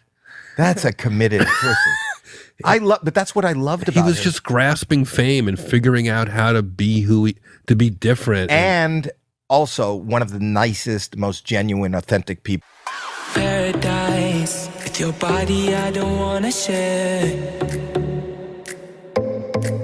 We're making dynamite, explosive love intentions building in the air. Yeah. So baby. And they go, you know, coming up when Norm, because Norm started in Canada, you know, he's Canadian. Yeah. They go, whenever he killed in these early years, working a weekend at Yuck Yucks or something. Yeah. When the show was over, he'd just hide, or he'd just go in the green room and sit there. But if he bombed, which Norm is the kind of comic who, like, every other show. Yeah. Because he literally, like, he just didn't care. When he bombed, which was, like, semi-regularly, he would wait in the hallway to shake audience members' hands so that they had to see him again. So they're leaving. He's like, how you doing? Hi. That is the most gangster move. Yeah, it totally is. But if he's like, if I kill, I don't want to do that. We had a gay athlete. Yes. Admit he was gay. First team athlete in the history of American sport. Jason Collins. What do you make of that? Jason Collins. I tweeted, I salute that. I think that's tremendous. I think it's about time. There should as gay athletes in all these sports, and maybe that'll pave the way to come out. I don't think it's going to be a big deal problem. You got to be good. He's a good player. Yeah. I don't think you could be just, you know, if you're really good, like if Derek Jeter said he was gay, what are the Yankees going to do? They're going to get mad at him? Yankee fans are going to boo? Yeah. I don't think so. By the way, did you see 42? I never miss a What a movie, Jackie Robinson. Jake Bozeman movie. No, I can't remember the guy's name. Harrison Ford. Oh, he was Steals- amazing. He's amazing. It's Amazing. a great movie. But there was a guy who he came out as a black guy. Yeah. Oh, he was black. He couldn't do anything about it. Well, how do you think this guy Collins that's coming out gay? And they're saying he's brave and stuff, but to me, he's smart. Why, Norm? It seems like a not cynical, but maybe a calculated move because he's going to be famous, world famous forever. The first Well, he's guy. on Good Morning America tomorrow. Yeah. It's calculated, but the problem you face is you don't know what the other guy. You know, they're going to take showers with you. That's the fear. But look, the Army's got it. They couldn't do it every day.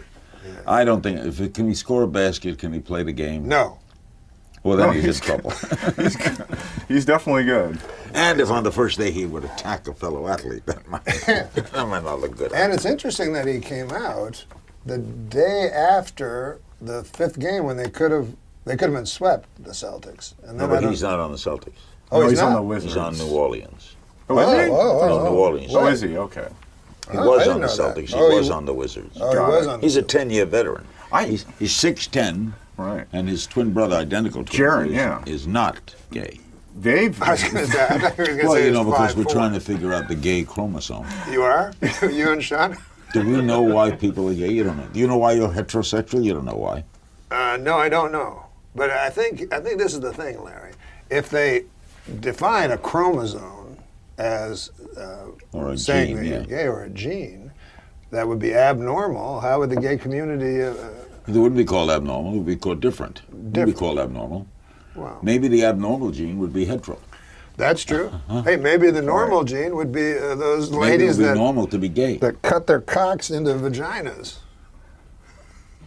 No, if you're looking to make it in standard television, you're not going the right route. You're not going the right route here. Once I get on Hulu. You're not sending this tape to CBS, are you? No, once I get on Hulu, the whole act changes. No.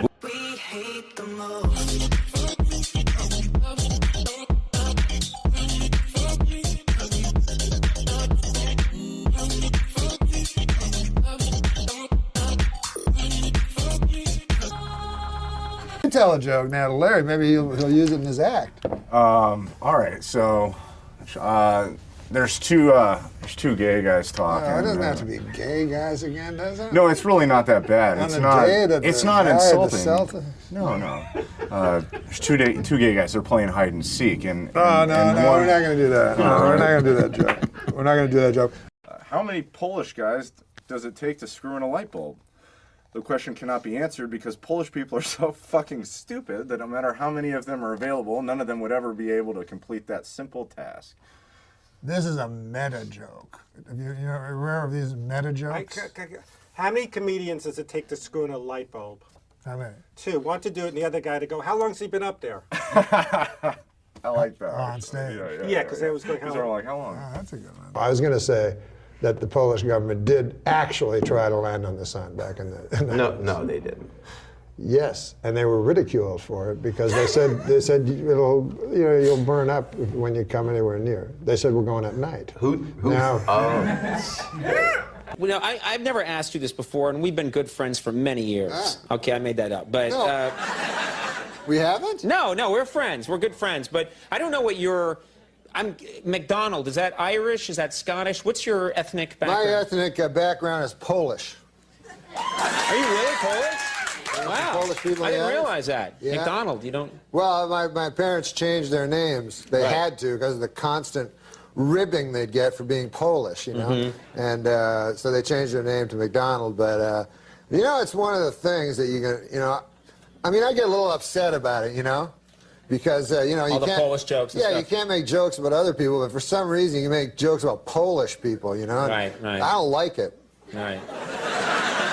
You shouldn't. That sounds bad, yeah. I mean, I had an experience, you know.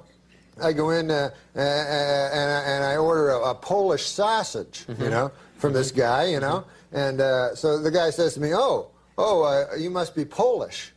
And I said, come on, man. I mean, come on. Think about it, what you're saying. You know, I'm trying to knock some sense into this fellow's head, maybe give him a wider world view, you know? Sure, yeah. I said, you think because I order a Polish sausage, I'm Polish? I said, what if somebody came in here and ordered French toast? Would you think he was French, you know? Right. I mean, what if somebody came in here and ordered a Belgian waffle? Would you consider that guy a Belgian, you know? I mean, if a guy came in and ordered a German bratwurst, would you consider that fella to be a German fella? Right. I said, what if a guy came in and ordered German potato salad? I suppose you'd think he was German too.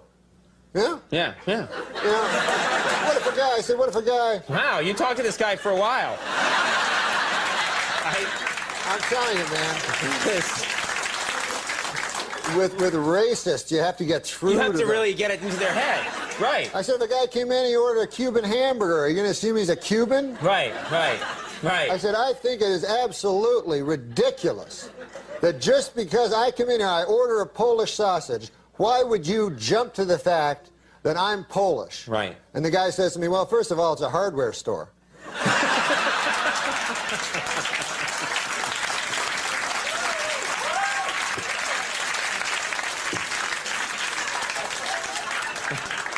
And you hate Polish jokes, don't you? You just hate them. No, I think they're disgusting. I'm scared of letting go. I'm scared of letting go. I'm scared of letting go. I'm scared of letting go of everything in the past. I knew that was coming. Here's SNL right away. Yes. It's me. I was fired from SNL. Actually, not for the reason you heard. It's because I'm terrible at improv, and this is gonna be bad. They didn't care. This press release, you get your ass fired. Is that true? No, you didn't get fired. Yeah, they fired No, me. they didn't fire you. No, I'm serious. I talked to a guy that said I'm fired. Then it occurred to me, I haven't gotten funnier. The show has gotten really bad.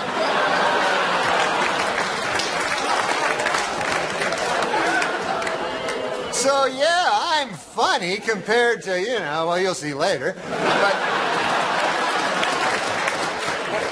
okay, so let's recap. The bad news is I'm still not funny. The good news is the show blows. Hey, I don't have much because this is gay. Do you like the new country or you like the old No, country? the new is gay.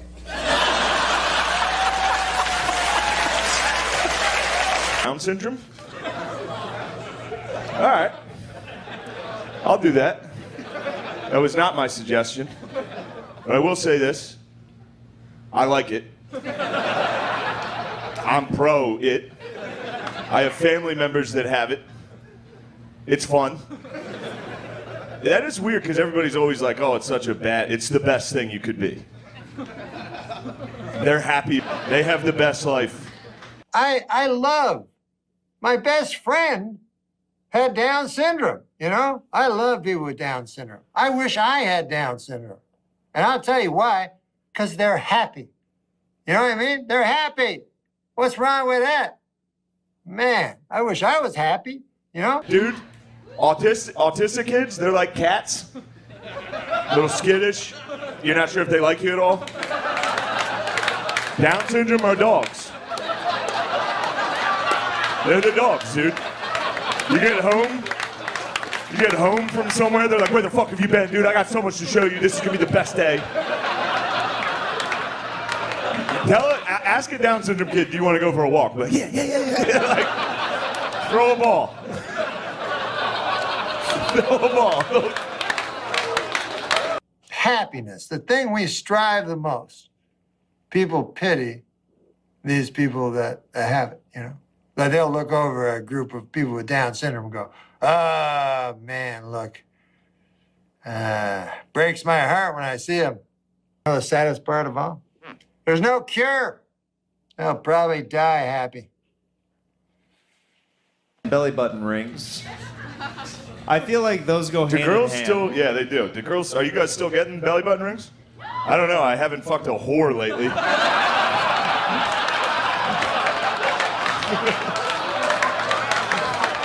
I'd like to thank Ari and his people for this beautiful weather. Thank you.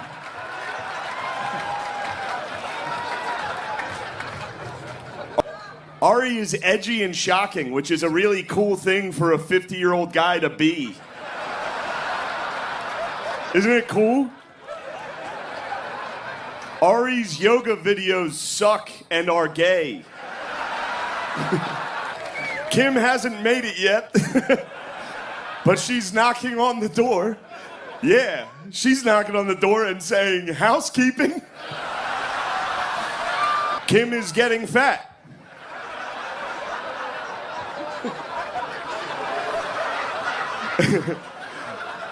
Natalie Cuomo is so unfunny, Lewis booked Kim. Tony looks like Matthew McConaughey's skeleton. I don't have a joke for this, but something about Tony being young Sheldon. And you say bazinga every time he makes one of his gay jokes. Tony also, I believe, had a Corvette with a license plate that said, I roast. I can't believe people are calling this guy gay, dude. That's cool. That's so cool. I roast. Tony's father was a mafioso, and his mother was the horse head he woke up next to. Tony is clearly gay and malnourished. Jay. Hey, Jay, you dress like a metalhead. You look like a member of Van Halen. Yeah, the Van. Joe List is here, AKA 20% of Tuesdays with Stories. What do Joe's wife's calendar and her vagina have in common? Both only have spots on them because of Joe. He has herpes. This isn't... All right, sorry, Joe. These aren't good. Bobby used to be a hot jock. Now he looks more like a fish that lives at the bottom of the sea. As Bobby gets fatter, he gets less successful. Take note, Kim.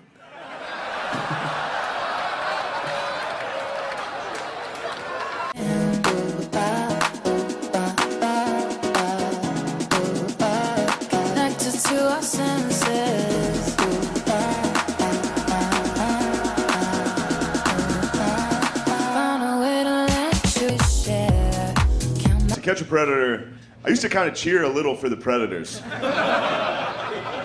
And I'll tell you why, I didn't want them to get laid. I mean, if it's a football game, they are the away team. They're going into hostile territory.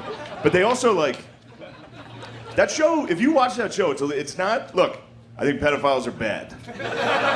Let me lead with that. He's running for office next year, by the way. Let me just say, I'm going to go ahead and pedophiles say are bad. this, but If you watch that show again now, they're just trapping like very like mentally handicapped guys and Indians. That's all they're getting. They're getting me and Akash. Every day, me and Akash show up. And that's all they got. They tricked them.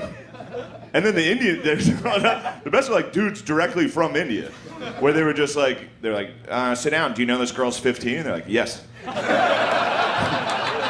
And they're like, you understand you're going to do it? It's like, why? Why am I in trouble? This is going to be the best day. Because that's their culture, and I respect other cultures. Here's the thing. My favorite story of all time is Pistorius. Oh yes, yes. The runner. Tell who Pistorius is. Well, you know who Pistorius is. No, but for the viewers that don't know. Who doesn't know? Well, the viewers that don't know. South African gentleman. Well, some viewers don't know. A kid. Well, he should tell it to some of the viewers who don't know who Pistorius is. He's an Olympic runner who ran with blades. Everyone knows who he is. Well, I wouldn't say ran with blades. I didn't ask you what you would say that's right true. now. That's, You're I mean, off no, drugs. that's true. I am off Okay, drugs. listen. About that Dormer, this guy who killed the cops. Yeah, explain to the folks. I don't want to explain anything. If you're going to say that after everything I say, I'm going to leave. No, I've heard people say that. This is the cheapest thing I've ever been involved in. No, I've heard people say that. If I didn't love you, I would be so gone now. I can't tell you. I've heard people say that. Explain to the folks who that is. Dormer. Dorner, yes, Christopher Dorner. Yeah. Okay. Explain to the folks who he was. Tall. He was the African American police officer. Guy. His arms are like this. He can't take a bad picture. Even his mugshot was great. You know, I went to a tennis match in Indian Wells. Yeah. And I saw Rafael Nadal play. He's my favorite. Rafael Nadal. Explain to the folks who Rafael Nadal is. Oh my God. No, of course, Rafael Nadal. I'll explain. Okay. Rafael Nadal is a tennis player, only 26, but seemingly beyond his prime. Great player. Abs like. Great player, but here's the thing. You like his abs? I think that if Kim Kardashian were to go to Vegas, she could do Carrot Top's act and take things out of her ass. That's what Nadal reminded me of. That's a pretty solid idea. Yeah. Wait, I don't understand that. I don't either, but well, I'm just you know, I Carrot Top respect takes that things idea. out of a trunk. Yeah, I see. She could take it out. Am I going to have to explain everything to you? No, to the folks. Explain who Kim Kardashian is. Never mind. Because I think the joke was predicated on knowing that she has a big ass. Wasn't it? And people don't know that. Young people don't know. Everybody knows that. Have you seen the pictures of her? Yeah, 2 weeks ago. Okay. You showed them to me. Your asswipe producer just held up a sign, let's take a break. Where are we going? We're talking to 6 people. You know, we could get on a bus right now, the 3 of us, and yell out the window and reach more people. A little side thing about that show. I'm going to tell you 2 quick stories, okay? Mm-hmm. One, the first Super Day we ever did, I was on the CN Tower. It's the tallest structure in the world. And I was going to jump. Yeah. But I yelled down, which was 5 miles. I like that you told the folks what CN Tower was. Yeah. So you know, this could be your kind of thing. Can I tell you, this reminds me a little bit of Mike Douglas. Really? And I'm going to tell you the greatest talk show in the history of talk shows was Mike Douglas. Mike Douglas. And his co-host was Sly. Now people are going to think that's Michael Douglas. You should probably explain to the folks. Well, who's watching? Is this in the United States? Well, I'll explain to the folks. Yeah, no, don't explain everything. Mike Douglas. Mike Douglas just take everything out of it. There's no sense being here. I'm saying to the folks at home that Mike Douglas was a talk show host, someone in the vein of Merv Griffin. He was a singer. Call me when you're through, because I forgot what I was talking about. Okay. And he had a talk show. It was John Biner and a bunch of Canadian actors. It's a great show. It went 6 years, the first series in the history of cable. Oh, I know. I wasn't saying it as an epithet. I meant I liked it. Don't use epithet when you don't know what it means. We went over words before this show, and I asked you, do you know what epithet means? You said no, and now you use it. But let me ask you this, though. No, let me go on with this story. Oh, is there a story? Bizarre was a variety show. Adam Eager told me something I didn't know. He said you worked with Red Fox on a variety show. Yeah, I heard that. I'm dying to hear. I produced Red Fox variety. You told me he just worked on it. Worked on it? Well, that's, I mean, according to your What do you Wikipedia think I was, page, a stagehand, you douchebag? Worked on it. it's not the Did you first time I've been called do your douchebag notes? today. No, I want got you all my back on information drugs. from I'm Wikipedia. serious. I want you back on stuff so you know. Close. I'm going to do a shot I'm next sorry. break. No, No, it's I'm true. just teasing No, you. no, He's no. kidding you. He's kidding. No, I clearly. He knows clearly. I'm Did kidding. you have a question? Yeah. 2 quick Red Fox stories, okay? Yeah. We're meeting at his house. Red Fox, for those of you who don't know. Oh my God! Oh my God! Was played. Of course, most people know him as Sanford and Son. He played Fred Sanford. Right. Which was his father's actual name. Is that right? You know, if I had steroids, I'd take them right now. Steroids? Yes, I would take them right now. Why would you take Just steroids? so my then? arms would pump up, I'd get you in a headlock and pop your head. Oh my goodness gracious! He's got a point. I've never heard such a thing. Well, it's said Said never on by a a talk guest show to before. a- A guest to a on a host? talk show host? Yeah. Nothing was said like that to Dick Cavett. No. Tell him who Dick Cavett is. Oh, well, Dick No, Cavett. forget it. It's not worth it. All right, the door's going to open, and there's the Ah, poem. that's There's the not poem. Wait, that's not. That's the poem. We should explain to the folks that was Michael Jackson. Let's explain. Yeah, explain who Michael Jackson is to the people. Everyone knows Michael Jackson. What are you, retarded? You know, I would rather do a show with Look. I would rather do. In the I'd middle of rather your do a story. show. I'd rather do a show with a signer. I'm serious, for the deaf. No, but in the middle of your story. You told me let's take a break. I'll show you a break. Let's take a break. But what do we take a break for? This isn't a television show. Yeah, we You got. don't have sponsors. This is the first time you've been on. I got sponsors. Where do you get your ideas from?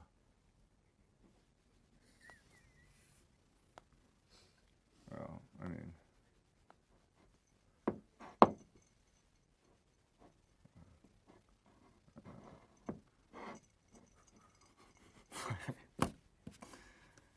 Why didn't you answer his question? What was his question?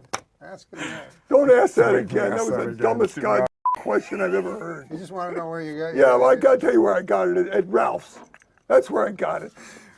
Any particular Ralph's? Yes, no, it's at Beverly Hills Ralph's. Okay. Got it in the On meat Bever- section. the one on Beverly. Beverly Drive, So- okay. Well, I guess it That was doesn't sure really cut together great, by the way. You got a crack staff. Maybe allow the blind man to do other work, okay, than edit. He should be outside begging for money so we have more money instead of this. Did you see this? Cardboard piece of shit. Explain to the folks. Explain to what's going on. That Super Dave is addressing Daniel Kellison, the producer. Oh, yes, Daniel Kelson, our trusty producer, who I think's done a great job, personally. Oh, suck his ass, because you're not coming back unless you do. Okay? Researchers at Harvard found that 1 in every 10 U.S. deaths is a result of too much salt consumption.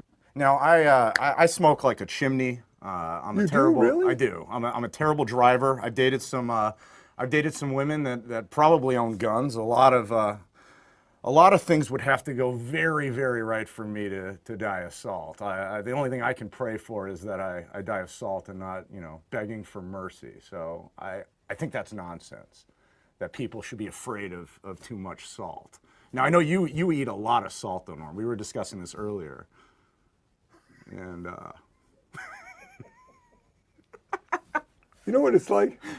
It's like I'm in a drag race car, and I just left the line, and I'm told that there's something wrong with the motor, and I've got to put an emergency brake on at 90 miles an hour, okay? And I'm sliding all over the goddamn track, out of control. And all All of a sudden, we're doing Meet the Press.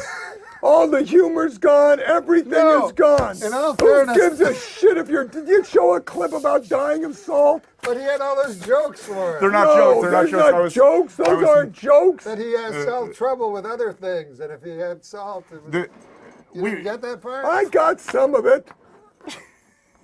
entertainment news. This is something you guys both Get wanted to it. discuss. Let's roll the clip. Oh, not another one. Oh yeah, There's you know no what? There is no clip. clip. We have. He said, "Let's roll the clip," and it's a picture. This show is just so. I tell you, even the prisoners are going back to the. Well, I'll explain their what's going on. cell, Take a but- break. But this guy is doing a talk show for 22 people. He should have his own show on a network. And if anybody is listening, put him on a network. Oh, that's nice. Yeah, that was really nice. Because what about Adam Egan? Yes, I like him. Oh shit. I swear to God, I think after the show, a bus is going to come and take Adam with a lot of dangerous people back to the home. And he's going to be sedated, and they're going to take his balls off. This is the section where we do jokes. Do you want to read one? Just read it into that camera for the folks. Well, don't read out it. loud. You have to read it out No, loud. No, he didn't. Oh, here, you read one. All right. No. You don't like that No, one I either? mean, I like it. I just. Do you understand that we're on the air? Yeah. Oh, right. We all know that the Swiss are officially neutral. Who wrote this? Who wrote this? Who wrote this? Well, that screwed up my timing. Who wrote this? We don't have a name on it. Do you have writers? It's anonymous. Well, It's like an old, I didn't don't write wanna it. say I it. didn't write that one. This one says, remember the old days when tweeting meant stabbing a hooker? Bob liked that one. Super Dave, why is there an app for everything except how to rape a baby? Jesus.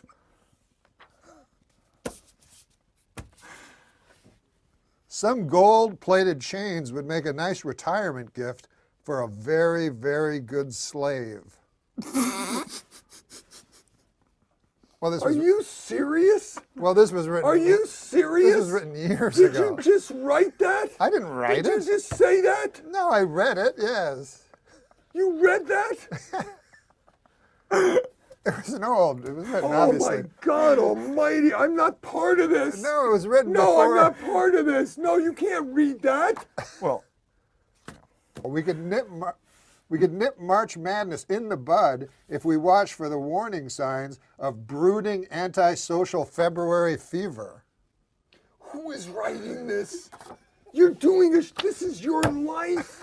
You're putting your life on it. You dress like horse shit tonight. No, that was Adam I Egan's don't fault. care. That was You Adam should have Egan's worn fault. I told you to bring a some wardrobe. kind of a host coat. But that was you Adam got Egan's a fault. thing with a hood. But that was Adam Egan's But then fault. you're reading these. take This is responsibility. you. Can you find out what the quickest way is to the Santa Monica Freeway, please?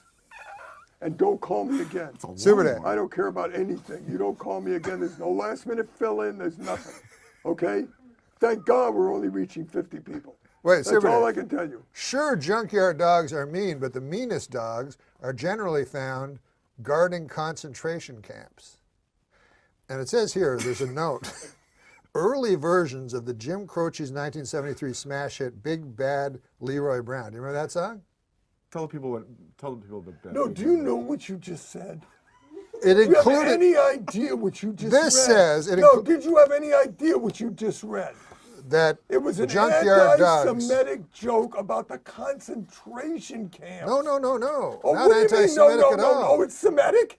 No. Well, you know, I know what the problem They is. use 'cause Did you write it? I didn't write that. Who wrote it? They Are you- use the meanest wrote it? dogs. I don't know who wrote it, but I think the problem is that some people might not know what the concentration camps are. So you might need to- Concentration camps were found in Poland. Oh my God! And Oh, what? fucking What? almighty. Oh my Christ Concentration almighty. camps. Please were- get my nurse. I swear to God, get her in here right now and I'm reel trying me to away. explain to the Did you folks tell who them- You are Did you have too much You salt? know what? This is your first show, and these are the. Well, I don't want to bring up the systemic, extermination attempt against the Jewry of Europe, but this says on this piece of paper that Bad Leroy Brown initially included the line "meaner than a concentration camp dog," but Croce decided it was unpleasant to the ear. And it was also offensive to Jews, gypsies, and homosexuals. Little did it matter, Croce would be dead within You know the what year. I'm going to do tomorrow? I'm going to watch the fucking View. The View? That's what I'm going to do. How dare you?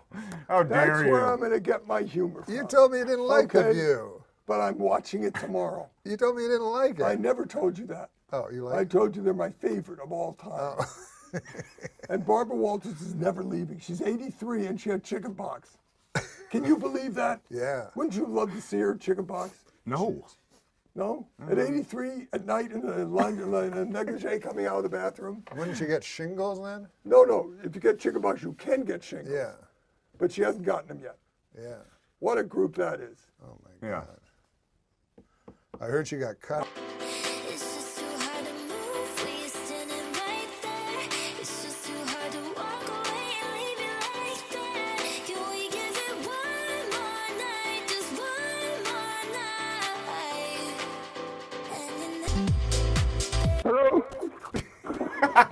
Sounds like he's dying. Hello. Hello. Super Dave. Can you hear us, Super Dave? Hello. Is this Norm? Yeah. What a up connection. Is he on a, are you on a cell phone? What difference does it make what I'm on? Turn off your radio. Stupid podcast. I might as well be on a can with a string. Super Dave. So amateurish. Super Dave, during the commercial, Kevin and I were recalling the first time you ever met. Don't recall anything. This is What? so out of line. Did I recall something? Listen to me carefully. First of all, I'm talking on an echo. Get out of the cave. I say something and then I hear my voice. It's like I'm on a fucking ship at the zoo. Are you in the desert? No, I'm not in Palm Springs. I'm out. Doesn't matter where I am. Sounds like he needs help, wherever he is. Well, Kevin Nealon is with us. I love him. Do you know something? That the two of you are my favorite all-time Canadian comedians. Do you know that I introduced you and Kevin Nealon to each other?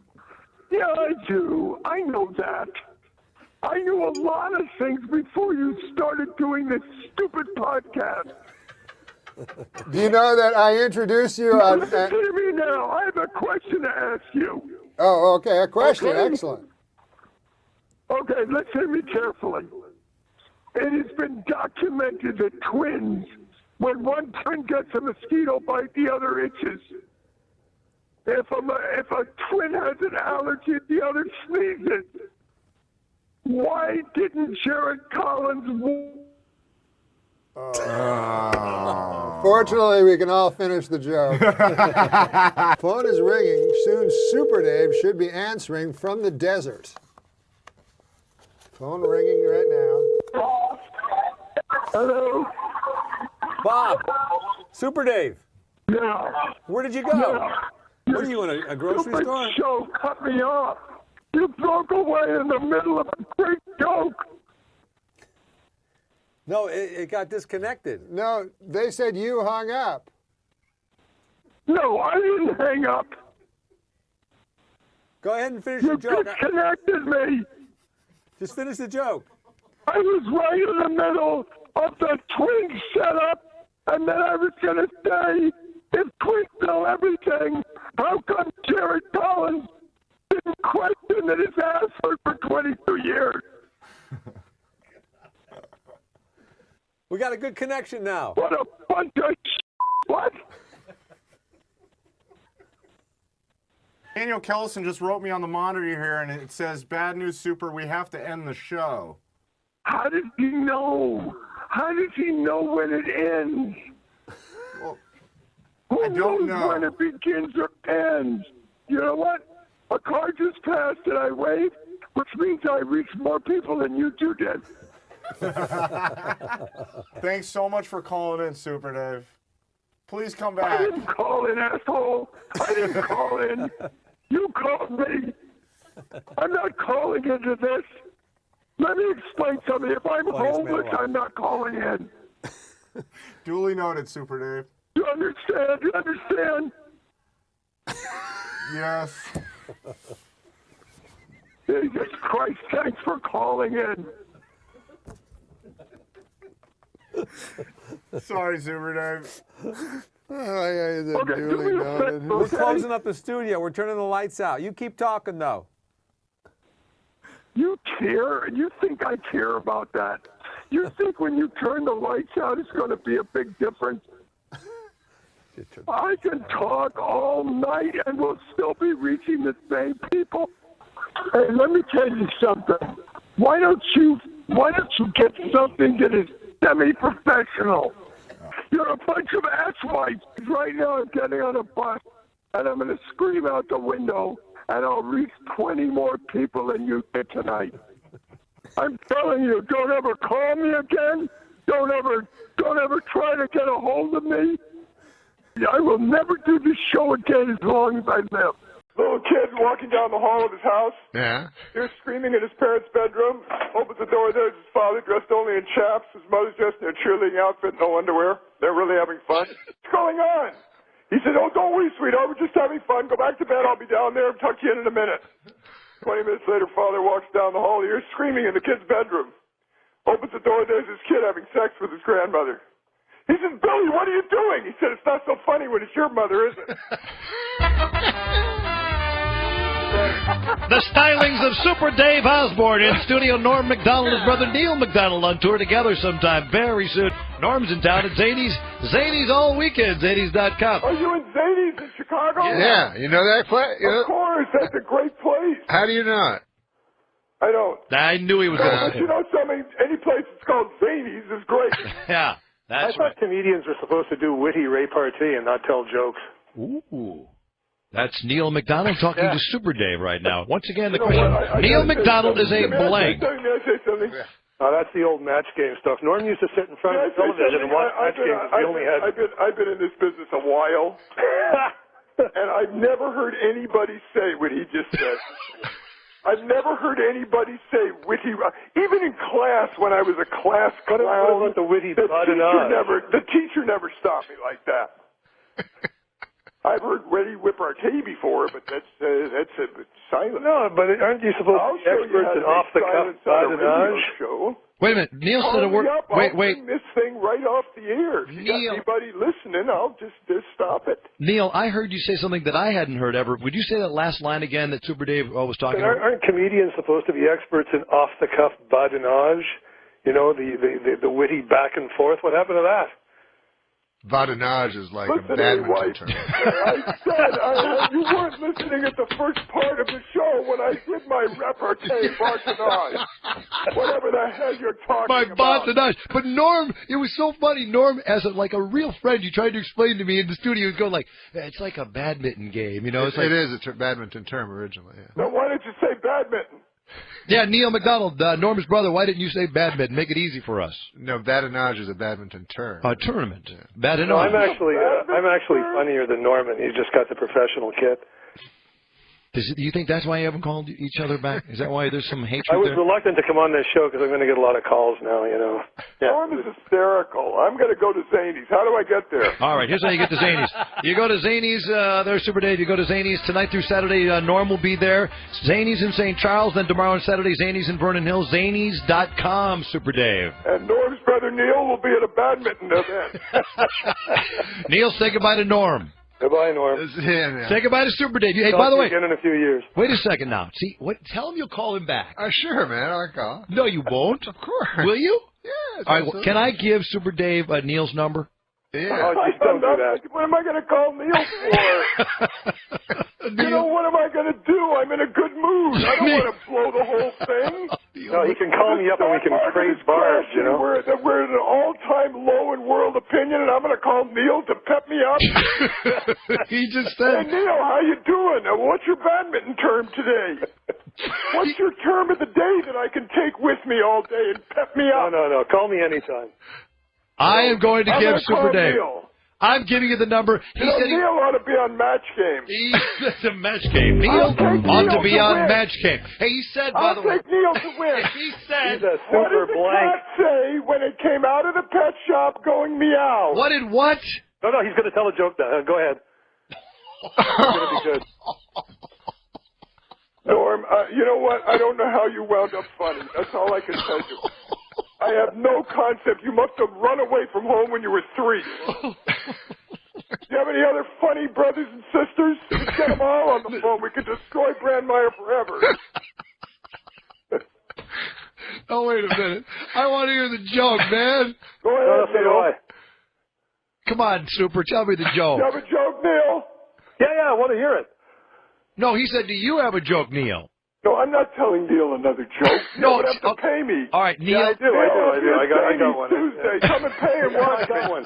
No, wait. A priest is checking into a hotel, and he says to the woman behind the counter, I assume the porn channel in my room is disabled. And she says, no, it's regular porn, you sick bastard. The comedy stylings of Neil MacDonald, Norm's older brother, Super Dave Osborne, blown off the map today by that. Wow. Hey, Super, let me hear you. I have a joke. Yeah. Oh, Norm's got a joke. Wait a minute. Here we go. Go.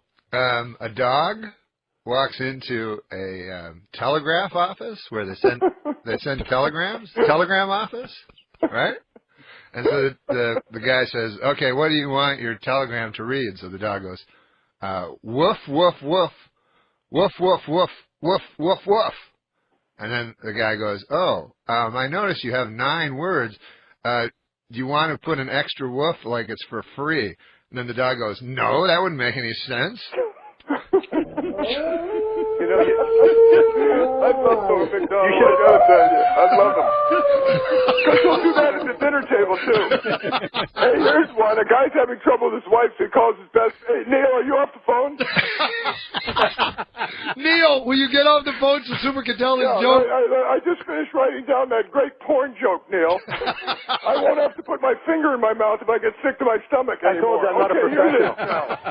A guy calls. A guy's having trouble with his wife, so he calls his best friend. He said, "You got to meet me at a bar. I got to talk to you." So they go to a bar. He starts drinking. He drinks so much he throws up in his shirt.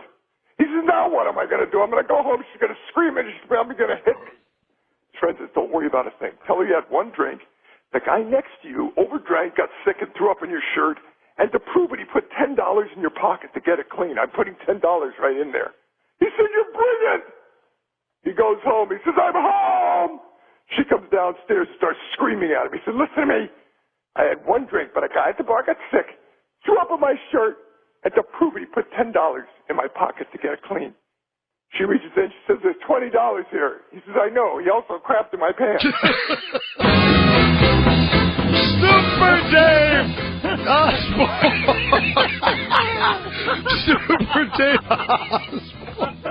And Norm MacDonald in the studio and his fabulously funny brother Neil MacDonald in Washington, D.C., award-winning journalist.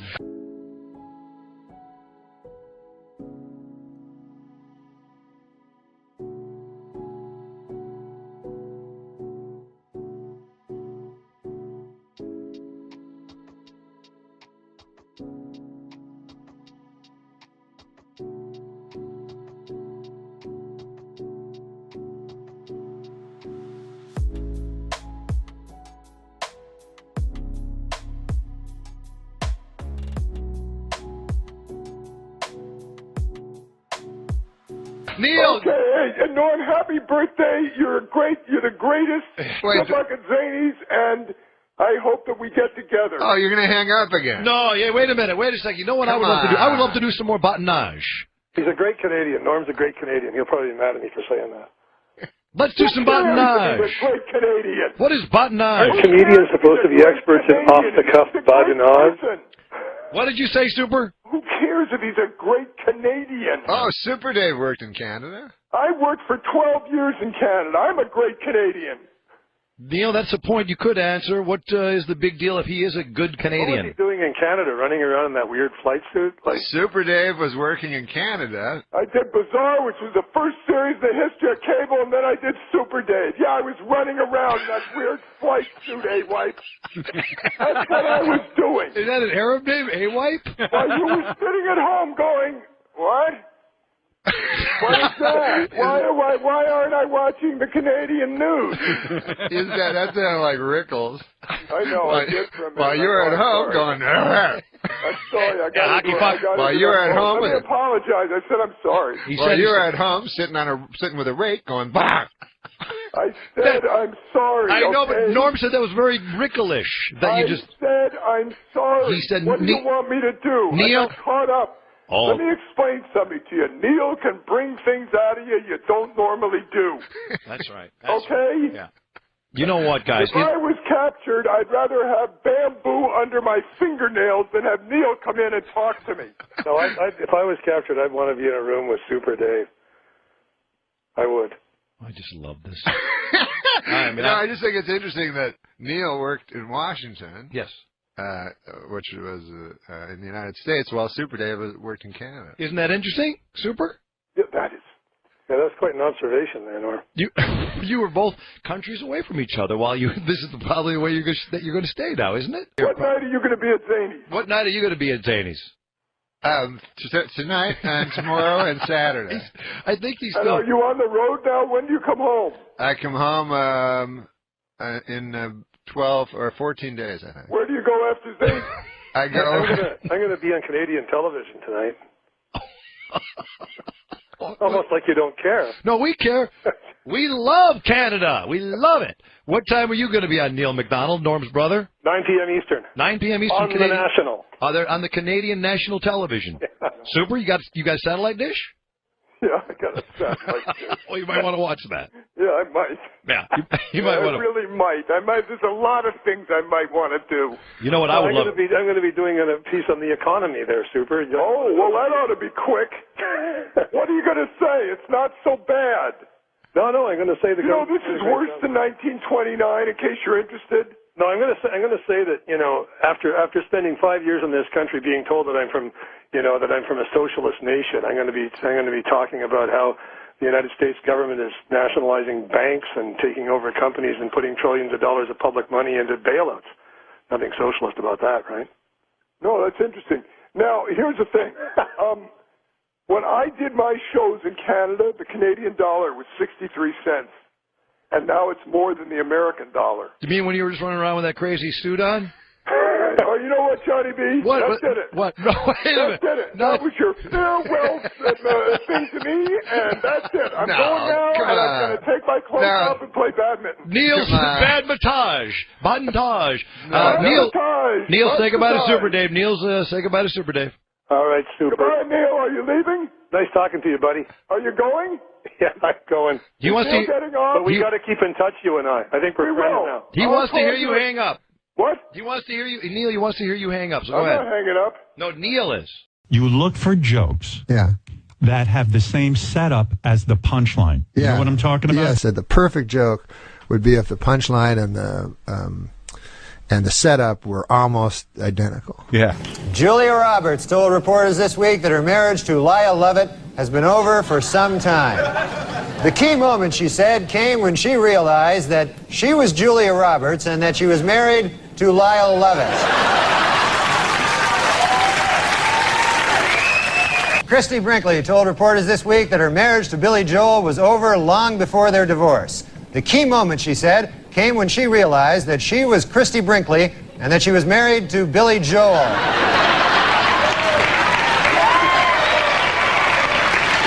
According to an obscure 14th century law, British Army Captain James Hewitt could be hanged for having an affair with Princess Diana.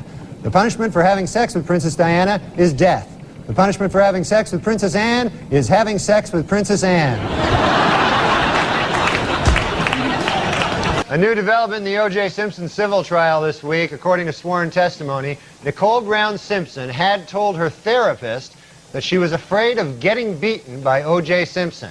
Asked why he didn't report this earlier, the therapist said, "I was afraid of getting beaten by O.J. Simpson." Our top story tonight comes from the O.J. Simpson civil trial, where this week it was revealed that in his first interview with police, Simpson had refused to take a lie detector test. His reason? It detects lies. When I was a kid, my dad would tell me that this man was a gold medal decathlete. Why, the greatest athlete in the world. And now I have to tell my kid that this man is a man. A Labor Department task force says it will crack down on sweatshops in New York's Chinatown, where employees work 90-hour weeks for as little as 75 cents an hour. A spokesman for the sweatshop owner said, quote, "That's all we can afford to pay. This is a sweatshop. We make sweat." 18-year-old Julie Wozchak will be going to Paris after winning an essay contest sponsored by the Dayton Daily News. She won for her essay, which was entitled, "Why I Want to Go to Paris with Some Old Guy from the Daily Dayton News." Dayton Daily News. Like that would have helped. Okay. A 3-year-old Texas boy remains in fair condition after being assaulted by the family's pet cougar. No one knows why the attack occurred, but hey, how about because their pet is a cougar? How about...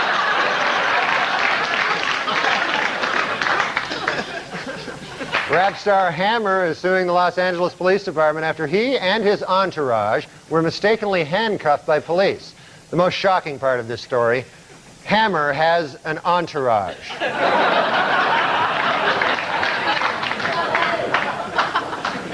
Painting that depicts a large rat sucking at the breast of the Blessed Virgin Mary was removed from a high school art display due to complaints by local residents. The artist blamed the complaints on a lack of art education, while I blame the complaints on the fact that it was a painting of a large rat sucking the breast of the Blessed Virgin Mary. This guy died, Jerry Rubin, and he was a yippie. Yes.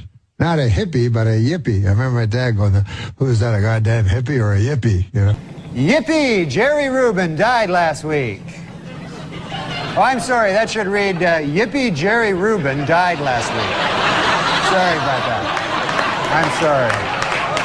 My mistake completely. Just, I didn't read it right.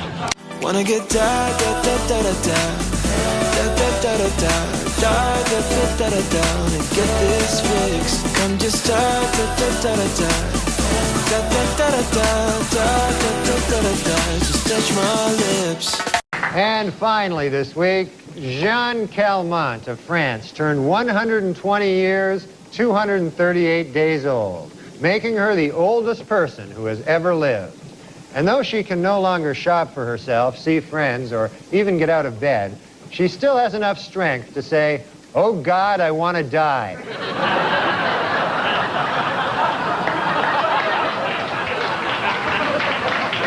The world's oldest man, a 111-year-old parapsychologist, has passed away. He now knows for sure what all that stuff he believed in was bullshit. Oh, shoot, that's depressing. He now knows for sure that all that stuff he believed in was bullshit. You really got to know what a parapsychologist is. I know, that's a weird word, parapsychologist. Oh, here, you want to read it, Joe? The world's second oldest man died this week at 113. Good news for the third oldest man in the world, who also got bad news this week. He's dying. Second. We have to do math? Fuck, man. It's not. In Connecticut this week, Glastonbury High awarded Thomas Hennessy his high school diploma at the age of 102. Way to go, Thomas. In today's world, you know, without a diploma, you've got no future, really, you know? So good for him. The world's oldest man, this one says, Alexander Imich. Is it the same guy, passed away at 111? Yeah. Is that what your card says? Same guy, yeah. Same guy. And the world's youngest man, Declan McAllister, was just born. Oh, wait, correction. The world's youngest man, Fan Wu Chang, was just born. Wait, no, it's Gaston Leclerc. No, Javier Gutierrez. No, it's Taki Yamashati. No, there's, God damn it. No wonder they don't keep track of the youngest man. Know that in this day, nobody's gonna change. You won't ever leave. On my mind again, I'm still not tired of it. Can make you want me. And I might act okay, say things will stay the same. Say I'm not. Harriet Thompson, 91. Yeah. Do you want me to read it? The camera? Yeah, you can just retell me. Finished running the Rock and Roll San Diego Marathon in just over 7 hours, becoming the oldest person to complete a marathon and setting a world record for the fastest time in her age group. Previous record was set by Mildred Kenilworth, who died during mile 1. Oh, goodness. So she crushed that record. An independent study released this week confirms that President Clinton has appointed more minorities to high-level government posts than any other president. For purposes of the study, women were counted as minorities, and Attorney General Janet Reno was counted as a woman. Meanwhile, with President Clinton's second inaugural approaching, attention has turned to what the women will be wearing at the festivities. According to the White House, First Lady Hillary Rodham Clinton will wear a gown by Oscar de la Renta. Tipper Gore will appear in a Jennifer George ensemble, and Attorney General Janet Reno will be outfitted by Rochester Big and Tall.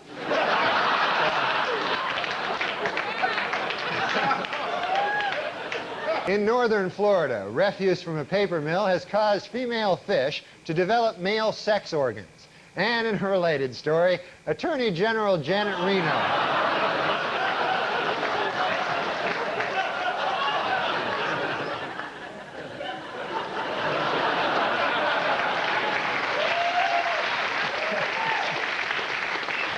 Also this week in Washington, several prominent Democrats joined Republicans in pleading with Attorney General Janet Reno to investigate fundraising abuses and also to shave.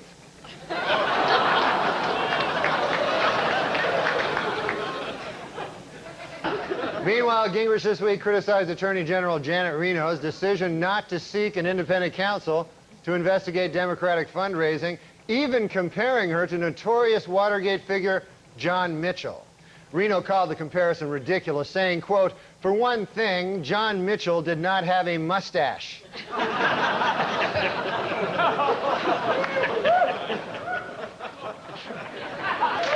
Meanwhile, FBI Director Louis Freeh said this week that Attorney General Janet Reno might have a conflict of interest in her investigation of Democratic fundraising. Freeh also pointed out that Reno might have a conflict of interest between her X and Y chromosomes.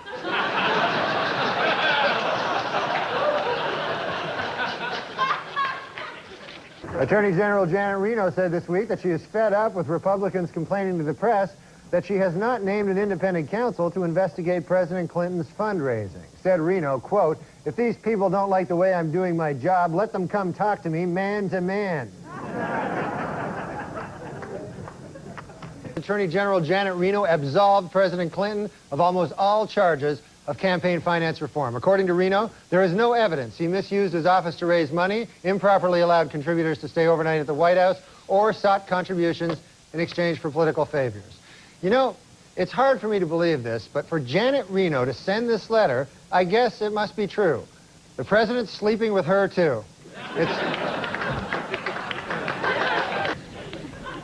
With the release of over 100 hours of videotape of President Clinton and campaign fundraisers, the pressure continues to mount on Attorney General Janet Reno to name an independent counsel to investigate the president.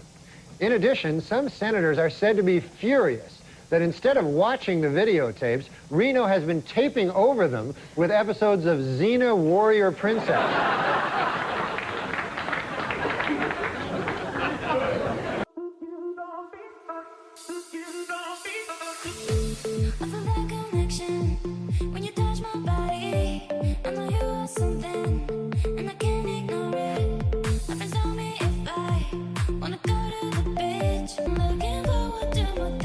Attorney General Janet Reno has assembled a task force to determine whether federal campaign finance laws were violated by Democrats, Republicans, or both. Another task force will attempt to determine whether Attorney General Reno is a man, a woman, or both.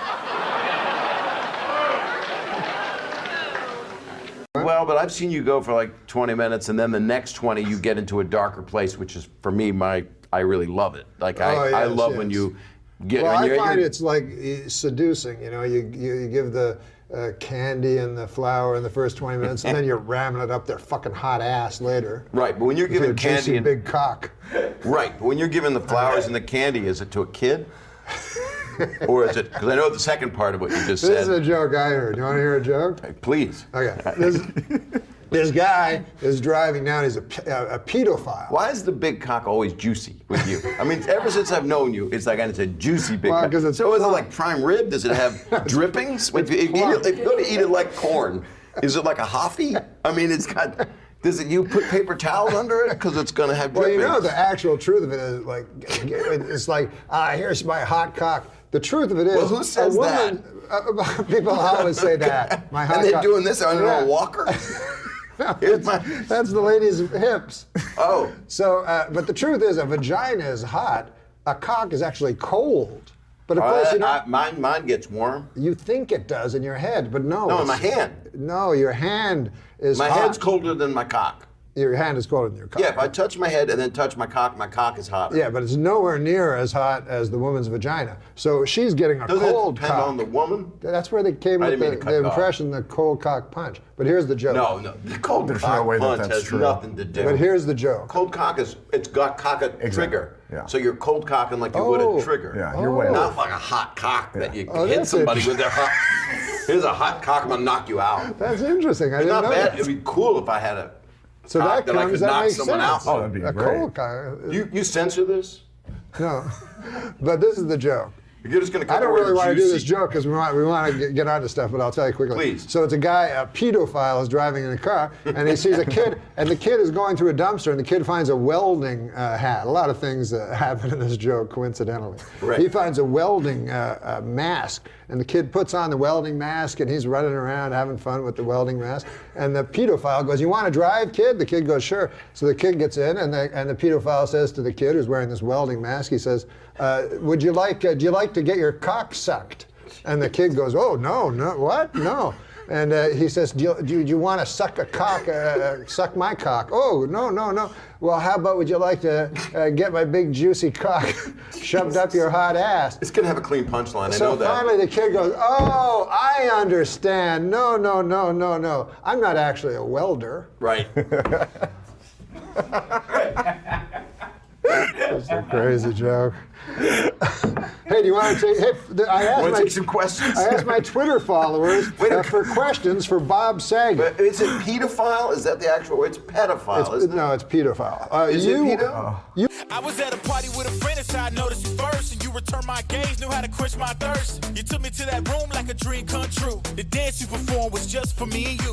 Kisses on the neck, then you work your way down. Let yourself go for me all around town. Seductively still. It's been 30 years since a jury awarded a woman $3 million when she was severely burned by McDonald's hot coffee. Now Dunkin' Donuts is facing a lawsuit after this woman ended up on a stretcher when she was scalded by the coffee at the Dunkin's drive-thru. Samantha has filed a lawsuit. She and her lawyer, Paul D'Amato, want Dunkin' Donuts to change their trays from this to this. Last month, an 80-year-old Albuquerque woman was awarded over $2 million in damages from McDonald's after she spilled some of their coffee in her lap and suffered severe burns. As a result, McDonald's this week has put a warning label on its coffee cups that read, "Caution, do you think you can manage to avoid pouring it directly on your crotch this time, you senile old hag? Think you can manage that, huh?"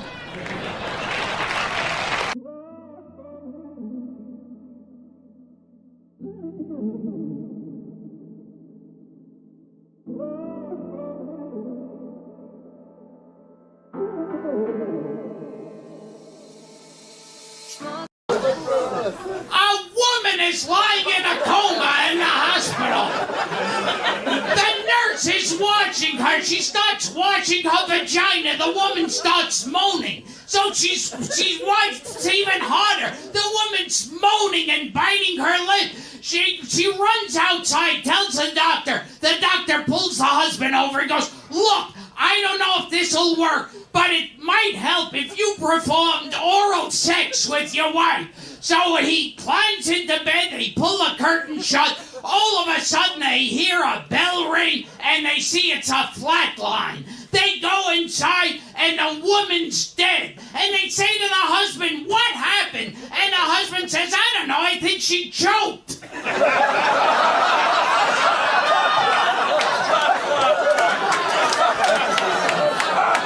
Because he had his dick in her mouth.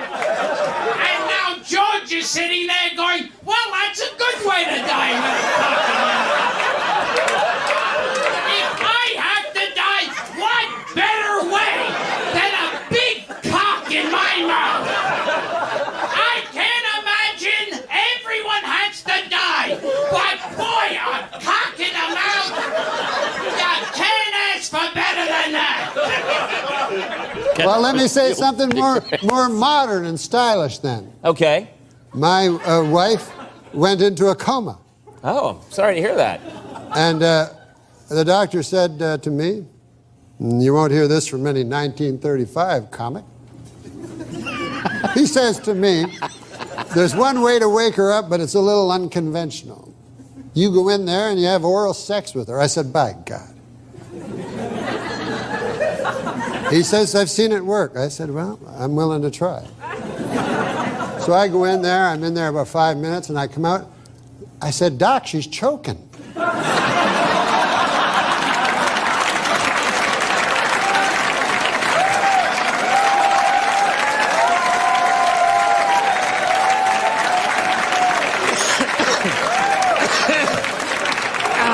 But that's modern medicine for you. That's modern medicine. We're going to take a break. I'm going to find out what's happening here. That's modern. I was at a party with a friend, and so I noticed you first. And you returned my gaze, knew how to quench my thirst. You took me to that room like a dream come true. The dance you performed was just for me and you. Kisses on the neck, then you work your way down. Let yourself go for me all around town. Seductively stood before me. We're going to take a little break here. Here's a message from the good people at Bosco Chocolate Syrup. We'll be back. More Norm MacDonald after this.